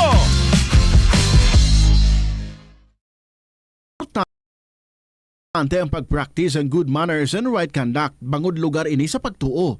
Sa sulod sing simbahan, makita ng mga tawo nga malinong bangod sa pagtahod sa sagrado nga lugar kag sa iban nga tawo nga nagasimba. Yari ang dapat himuon kung magpadulong o kung yara sa sulod sing simbahan. Magsuksok sang formal nga bayo kung magsimba. Likawan nga mangin kaswal o kung magsuksok sang revealing nga bayo. Magpadulong sa simbahan antes mag-umpisa ang misa bilang pagpakita sang respeto. Apang kung late na ang imo pag-abot, magsulod sa simbahan sang malinong kag magpangita sang purungkuan nga wala sa may nagakatublag nga iban. Mangin mahipos o kung sa maghambal sa manubo lang nga tono sa sulod sang simbahan. Hindi pagdisturbo ng iban nga tawo pinaagi sa pagchismis o kung paggamit sang cellphone. Magupod sa pagpangamuyo kag pagkanta. Apang kung hindi ikaw pamilyar, magtindog kag magpungko sang malinong kag sundon ang flow sang misa lakip ng pagduko kag pagluhod kung kinahanglanon. Magpamati sa seremonya sang pare o kung pastor, hindi pagsabada ang imuupod, ilabi na kung padayon ang misa. Magpakita sang respeto sa pari, altar servers kay iban pang miyembro sang simbahan. Masami siguruhon nga naka-silent mode o kung naka-turn off ang imo cellphone antes magsulod sa simbahan, agud malikawan ang distractions. Likawan ang pag-test o kung pag-browse sa internet samtang nagamisa. Ang Ilonggo nga si Jose Peping Tensay sang Haro, Iloilo ang pinakaunang nga Filipino nga piloto nga nakapalupad sang isa ka passenger plane sadtong 1925. Ini amo ang eroplano nga Curtiss Oriole biplane nga may ruta nga nagalawig sang 43 kilometro sa lin sa Iloilo padulong sa Bacolod. Samtang ang pinakauna naman nga commercial airline sa pungsod kay sa Asia amo ang Iloilo Negros Air Express Company nga nauna pa sa Japan Airlines kag Singapore Airlines. May flight inihalin sa Iloilo padulong sa Manila, Bacolod, Cebu, Davao kag Zamboanga sang 1932 kag padulong sa Hong Kong, Bangkok, San Francisco, Shanghai kag India sang 1946. Bangod sini ginkabig ang Iloilo nga birthplace sang Filipino Commercial Air Transportation. Kabombo! Subong nga naghalog na ang restrictions, madamo na nga mga physical activities ang ginabalik, ilabi na mga sports events. Apang maghalong lang ha, bangod kun kay isa, hindi malikawan nga may injury gid nga maangkon. Suno kay Michael Vincent Kayanan, physical therapist, ang ice ang mahimo nga ma-apply sa bahin sang lawas nga masakit sa sulod sang duha ka adlaw. Ang masakit nga bahin sang lawas kaangay sang tiil o kun kamot, ang ihulom sa ice o kun direkta nga butangan sang ice. Pagkatapos sang duha ka adlaw, ang injury Pwede pa kita another story para sa sining hapon, Bodo Malola ang paring festival dito this week. How? Anyway, pabigyan naton ha. Damo kita backlog sa iya and then manog 96 years old na daan ini siya on April 11. Di ba na-remind niyo na kita? So Ari, another story from Lola Amparing. Dearest Tita Regine. Napisa na naman ako magsulat kay balaan mo ako lang mag-isa sa Balay Subong. Titang ako niya i-share sa imo karon ang ako na dumduman parte sa akong duha ka neighbors sang una nga panahon sang may ala pa ako nga kaugalingon nga balay nga akon. So tita nga ako nga i-share sa imo ang pamilya nga hindi ko gid malipatan nga sobra-sobra kanami sang ilang mga batasan. Bala mo tita, ang ilang pangabuhi katamtaman man lang, may jutay sila nga rice field. Ang nanay nila nagaalaga sang iya kabataan, nagagabot sang palay, nagatanom, nagapangani. Kag kung kaisa, nagabulig man arado sang ila uma. Ang tatay nag-janitor sa high school namon sadto para ipas-eskwela sa mga kabataan nila. Tungod nga hindi husto ang sweldo, nagahulam sang 10% ka kwarta para idugang lang sa pagpaeskwela na sa college sa mga kabataan. Tita tungod nga mga matutom, mabuot kag mga maalam, nakatapos sa pag-eskwela ang ila kabataan. 3 ang nurses, 3 man ang engineers. Ang 2 ka lalaki, nag-official man sa barko. Ang isa may trabaho man sa Amerika. Ang 2 ka nurses sa Amerika man, kag ang isa ka nurse sa Saudi Arabia. Kag subong, nag-retire na. Nagbulos na lang sa iautod sa pharmacy, sa drugstore. Nag-successful sila tanan, kay halin sa kapigaduhon, nga pag-anto sa pag-eskwela, nakamit ang kaligayahan, kaunlaran sa ilang pangabuhi. Tita sa ila kaalam, pagtyaga sa pagtuon, nakamit nila ang katagumpay. Kinahanglan ang kaalam, updan sang kapisan, katutom, kag pagsakripisyo. So Tita Regine, ang masiling ko lang, nga tanan sila nakatapos sa pag-eskwela, may mga obra na, kag subong, may mga pangabuhi na, pero ang ila kaayos ang ugali, ara man gihapon. Wala sang bugal, kag ang labaw sa tanan, sila tanan, maalwan, matinahuron, ilabi na sa mga maimol nga mga paryente, kag sa mga tigulang. Kada bakasyon nila may mga pasalubong, kag ang akon gid naluyagan sa ila, ang mga mabinugnuhon sila. Kung kaisa, bisan malayo ako, nga nagasulat sa akon kasaysayan sa balkon, dayon nila liyuhom o nagapamaypay, naga-flying kiss, o kung kaisa, nagapalapit sa akon, kag magbugno. Amo na gani tita, hasta subong, ginapananaw ko pa ang ila maayo nga pamatasan. Ay nag-retire na nga nurse, kada birthday ko, present siya, nga may dalaman nga birthday gift. Amo na gani tita, no? Mabuting ugali, hindi mananakaw o mahihiram, pero kung pera, mauutang, mananakaw o mawawala, kung may kayabangan. Gani sa mga ulihing tubo nga mga kabataan, ugalion gid permi ang pamatasan nga maayo sa kapwa o ang higit pa sa mga ginikanan kag sa mga tigulang. Tita Regina, ang akon isa-isay sa imo naman, ang neighbor ko sa iping lang gid balay namon sadto sang wala pa ini ma-demolish. To begin with, ining familia, distant relatives ang akon bana. May 5 children, lunsay babae. Sa ako nahibaluan, ang mga kabataan ginpa-eskwela, hasta makatapos sa college. Sa ulihi, anay nga tanan nakagraduate, nakakuha, o nadula ang respeto sa mga magulang.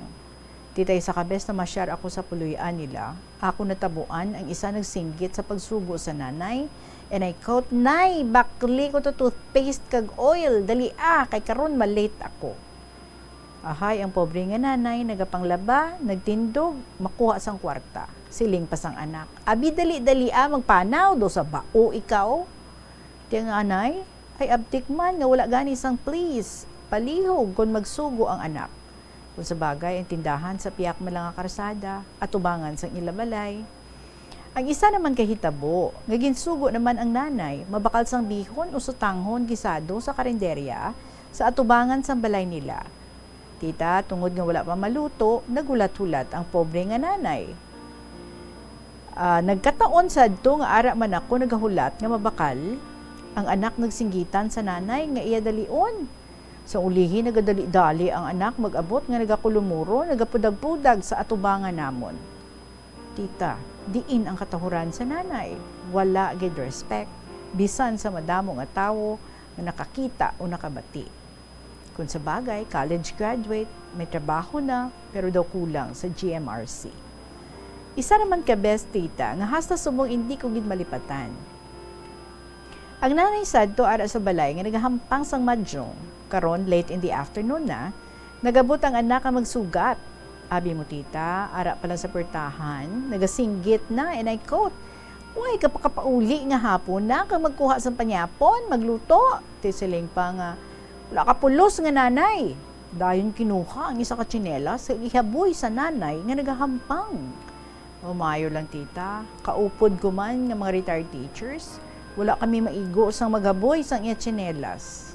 Ay tita, masaling namon nga daw wala sang tinunan nga kung sa bagay college graduate na. Sa 5 nga magululutod, daw duha lang ang mabuot. Amo na gani tita Regine, ang masiling ko nga siguro pagbuot man ni Lord Jesus, nga wala ako magkaanak kay basi maging katulad sa mga anak nga ini sa ako neighbor sad to. Gani mga kabataan, sa subong ugalion gid ang pagrespeto, pagtaha, pagpalangga sa inyong mga ginikanan, hindi paghatagan sang walang gala nga pagtratar, nga daw sobra pa sa katulong. Hindi man paglipatan ang good manners and right conduct para ang kaluoy sa mahal nga Dios ara sa inyo, mientras nga buhi kamo sa mundong ito. So madamo nga salamat sa liwat, Lola Amparing. Well, Lola Amparing, thank you man sa mga letters mo diri. At least one letter down naman kita ha. Sa halin sa imo sa nabuhin-buhin na naman ang imo gid nga gina-keep track nga mga stories ang ginapangdala diri nga siling mo madamo pa ang wala nato nabasa. So sige ginapang amat-amat kili na naton. So salamat kid Lola Amparing. Well, sa pamatasan sa mga kabataan depende ina, no? May ara big factor kung paano man sila nga gin-raise sa mga ginikanan, paano ginkuduan sang mga values, para ti amo na ginahambal bala nga each one of us may ara kita free will kag depende man no sa kung ano gid ang kinaiya sang tagsa-tagsa. Mas manami gid kun tani no nga ti ang pagtaha ara gid ilabi na gid sa mga ginikanan, hindi manami no. May joke gani dira, aba ang ginikanan subong gabato na sa mga kabataan. So lion pa no. Well anyway, thank you so much gid sa imo Lola Amparing. Happy New Year man dira sa imo. Kag kamo dira mga kabombo sa inyong mga istorya man dira nga mga very interesting stories. Palihog i-share and i-email sa bombo_iloilo@bomboradio.info or isulat and ipadala sa kahapon lamang program DYFM Bombo Radio Iloilo, Sky City Tower, Mapa Street, Iloilo City. Magasunod na ang mga paborito ng mga dramas ninyo every afternoon. Siyempre, una gid si Toyang Ermitanya, followed by Provincial Jail, and then ang Dear Diary. So enjoy the programs. Ako naman magapanambalik sa inyo para buwas sa Friday na kita. And Lola G, isang probinsya ng Iloilo, kita diriya on Saturday. Please take note. Alright, sa gihapon, ininyo lagad si Tita Regine para sa kahapon lamang program. Salamat gid sa inyo. See you again tomorrow. Good afternoon and God bless.